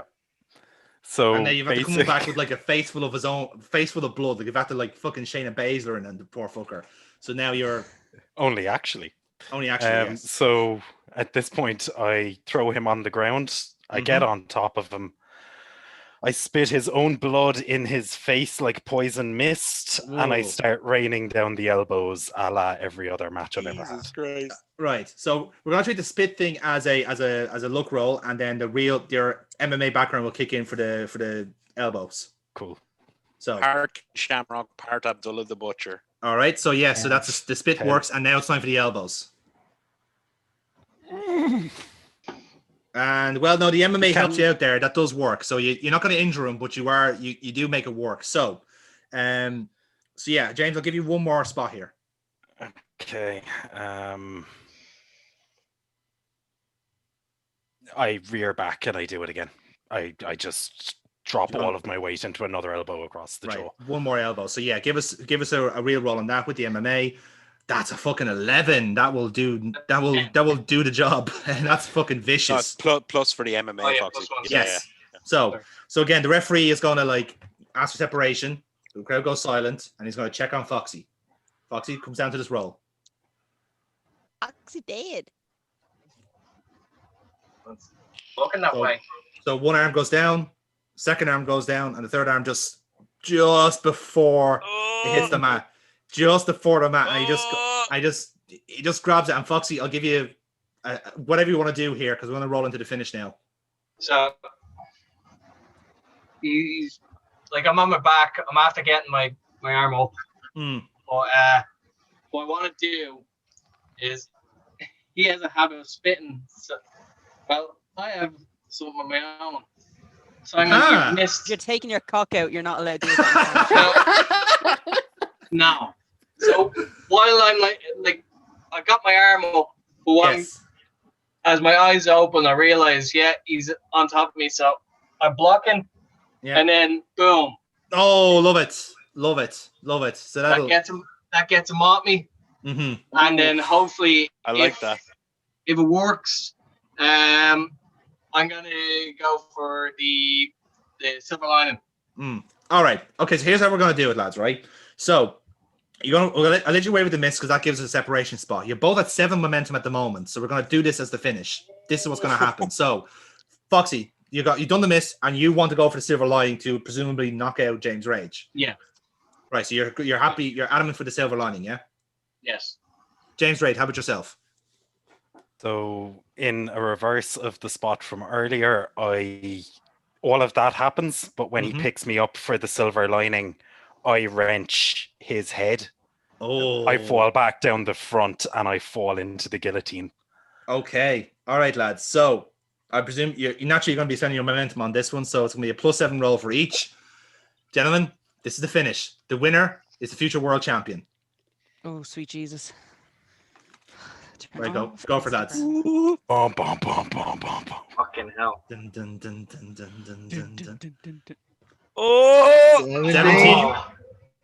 Oh no! Oh! 18! Just 18! by one. Just by fucking one. One! By 18. So, Oh. Foxy, talk us through it. Oh, that's like me and you, Dennis. Oh my god. Literally missed. Boom. He turns around. Like while he's like feeding around, I hook him in, boom, straight up. But I give it the most momentum to fucking like spin and drop him on his head. Yeah. Like with a proper fucking It's a screwdriver, spike. pile driver. Yeah. It's a proper spike, like. But doom. Fucking Yes. Steiner screwdriver. Yeah. Absolutely. Like, proper. Brilliant Like stuff. Zangief from fucking Street Fighter. Yeah. Yeah. So in that case, then the referees check on him. He's like 1, 2, and then just like gives him an extra second because again it's a silent guy. 3. He's gone. He's gone. He's gone. Ring the bell. Oof. Ladies and gentlemen, your Kratos winner. is jumping for fucking joy And at still- the bloody commentators table. Future world champion Silver Fox. Jesus. His Foxy. hand's now properly bandaged. Talk us through it. Oh my god. Yeah, like hit the silver lining, and obviously his arms are down. So I kind of like I'm kind of like sitting like up, looking just to make sure that he's fucking like fuck. But I realize that Half his face I is build left in the myself cage. up. Belt is handed to me. I give it a pose. Like the normal pose that I do. But then I look down. Told you get your silver lining. I walk out. So yeah, the cage door opens in this sense, and you start going out. But then James Rage, right? You're gonna wake up here, right? Okay, yeah. A few Asylum people start walking in. People you know, they're all checking on you. They're all talking to you. Fox is about to walk out of the ring. What do you want to do? So they wake me up. I come to my senses. I kind of roll away, ready to fucking fight any of them too. So Right. they're all kind of like, "Whoa, hey, calm down. It's all okay." It's okay, Stop safe that now. space, safe space. Yeah, basically. But I'm there. I'm kind of still rocked, getting to my feet. I walk over, And one of them takes his hood off. Oh! You off with a double middle finger. and Fuck you! I was going to shake his hand. straight you into the yam bag. And as you buckle from that, I spin you, hook into the full Nelson, straight up, gold plate, spit on your body as you're down, and say it's not over between us. The commentators go, my God, that was Cyrus Gold. He was the man in the hood. He was there in the background. He's been here all this time. I didn't recognize him. Kratos O'Neill. My God, he's Why back. is he dressed like an elf? I don't understand what's going on. I can't believe we had a run in on a fucking Zoom call. Unbelievable stuff here. James Rage, just as it looks like he's going to get an atonement on Silver Fox, Cyrus Gold hits him from behind, and he's done a runner. He is out of there before the Asylum guys can get his fucking comeuppance. But folks, the main takeaway, Cyrus Gold is back in Future Wrestling. Ooh. Oh, that was well played. And that's how That you was finish a that was pay-per-view. a very good ending. That was a great ending. Lads, listening to you for the last fucking 2.5 hours was torture because I was just sitting there going, I want to say something. Oh, I but did the feel pop. having to be You know, the worst silent. part, Jamie Fortuna. called it, right? Jamie called it. He said to me, "What's that other box down there with Kyle Decker's name on it?" And I said, "Oh, it must be his other computer, like Which it LinkedIn was. recording or It was, yeah. something." Which technically it is. He worked everyone. Don't worry. Worked Even me. I'm your goddamn brother. Fuck's sake. Can I just point out to completely throw Dennis off? I was actually texting him earlier on when He's the show messaging me. But yes, Superb. Cyrus Gold is back. You know that coffee we're meant to get next Someone- week there, big brother. For the record, I was going for a completely legitimate handshake. Just Yes. That's good. Then we can add that into the story when it comes out. But folks, like, that's the main takeaway. Cyrus Gold is back in Future Wrestling, and he may, depending on what have happened, may have just saved Silver Fox, but I don't think Fox will know much about it. This is now a blood feud between James Rage and Cyrus Gold. Folks, that's the end of our Defiance show, apart from the stuff we're going to edit now. And we'll see you next week on Future Wrestling. Until then, we'll see you next week on VCR Network.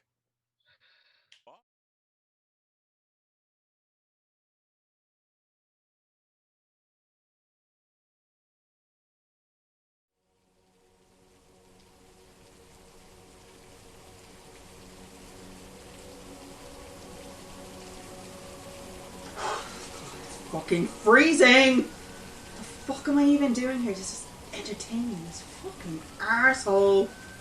Hey Lisa. Oh, Youngblood. You got called out up here too. Sure did, kiddo. How you doing? I'm cold, I'm wet, I'm miserable, and I'm in desperate need of a gin. You? Good, good. Just happy to be back in the loop. Well done on the match tonight. Didn't know you were going over. Neither did I. Sonny told me what the finish was halfway through. Nice shot in Rose as well. Did you clear that with him beforehand? No. You can actually call us even now after that one. Excellent. Nothing beats a good receipt. Except the rib, of course. No. Was it you who convinced Garrick to get his head shaved? Yeah, that was funny. Told me he'd need to do it. Like to be a top star. I love the kid, honestly. He's all money and no sense. And here was me thinking Decker signed him for his talent. You'd like to think so. Speaking of, here he comes. About fucking time! Thanks for coming out. Sorry for the delay. I've been out here for 20 minutes. This better be fucking good. And trust me, it'll be worth the wait. Because we finally got a chance to get our show back. Is that right? Yeah. You know we had the Asylum boys in tonight? Because of the reality show that kicked off last week, right? Yeah, well, turns out Kim is the producer on that show as well. And she told me it's tanked big time on its first week. Shit! Yeah. Yeah, Mr. Vincent wanted us to use our show as a platform for the Asylum. And we just ended up outscoring them on the ratings. That's a hell of an achievement. For sure. But we get screwed up everything they've been trying to do. See, they wanted Lewis to win the title tonight with a whitewash. But a little miscommunication between us means Fox won instead. I was wondering why you changed the finish. Oh, hold on. Lewis was meant to win. Are they insane? Insane? No. Idiotic? Yes. So, now I spent 30 minutes explaining the miscommunication, and now they have to go back to the Asylum and explain what happened. Poor bastards. Try talking range with a bunch of bloodthirsty meatheads. Exactly. Vincent and Rose are now going to be spending the next few weeks trying to get them back on side and promoting that show, which gives us a chance to attack. Ha! Hold on now here, Adam. Let's reverse here. What are you expecting us to help you? This is not your fight. Lisa, they fucked you over too. They didn't want a woman have to be their champion, so they just derailed everything. And they tried to pay off Nathan with a documentary that'll just pity him as a broken old man. I want in on that documentary. Which I'm not, by the way. So, the way I see it, it suits all of us to get one back in these suits. And maybe start getting back the show we were meant to have. Alright. So, what big strategy you got then? Well, the pair of them are busy in meetings. Future Wrestling is going to start making headlines for different reasons. Nathan, you've done a few shoots lately, right? Absolutely. You got anyone you can call from one of the dirt sheets? I had a call with some kid from StrongStyle.net. What's his name again? Liam Hargreaves. Liam Hargreaves. Yeah, I know him. He's a complete pushover. I want you to call him tomorrow morning. Say you're able to hook him up with an exclusive interview with Celina. Very well. Sure, I can do that. Can I ask why? Yeah. See, Rose got a slap on the wrist over what he said about Lisa, so he's off camera for the next while. In that time, they've agreed he'll work out media commitments for anyone on the contract. So, while he's distracted, we're going to sneak in this request. And then all Celina has to do is start shooting. Oh my god! Oh my god! Oh, you're letting me shoot on your You're forgetting. It's not mine anymore, remember? I like it. So what type of beans is she gonna spill? Whatever kind of dirty laundry she wants to be made public. Maybe she can talk about the feud with Rose, or the screw job at Hostile Takeover, or maybe that future wrestling is plagued by nepotism with Rose's daughter Dahlia on the books and Damon the nephew. Hold the fuck! Hold on, that stupid bitch is Rose. Oh my! Oh, this makes so much more sense now. Sure does. Anyway, that's gonna be the first part of the plan. It'll look like Celina and Future Wrestling are loggerheads, and that'll just cause grief for the network to manage. Once they realise they can't control things anymore, they'll be begging me to settle things down. You know, once upon a time, I thought Kyle Decker would be the one man that would never politic. Everybody's got Guess I was wrong. Yeah, well, times change, old timer. Sure do. Anyway, I have to go catch a bus. Keep me in touch, yeah? Yeah? Of course. Safe home, Chief. Yeah, same. Good talking to you, Youngblood. So, you alright with this? I guess so. It's not as if I'm going to be champion anytime soon, like. Yeah, well, if this all works out, I'll be able to keep that promise. Dude, I was able to hit Fred Rose in the face. I can actually die happy now at this point. I couldn't care less about your promise. Thanks, I guess. There is actually just one last thing I want to run by you, just to make sure this plan works out. Oh god, and what is that? You fancy turning heel?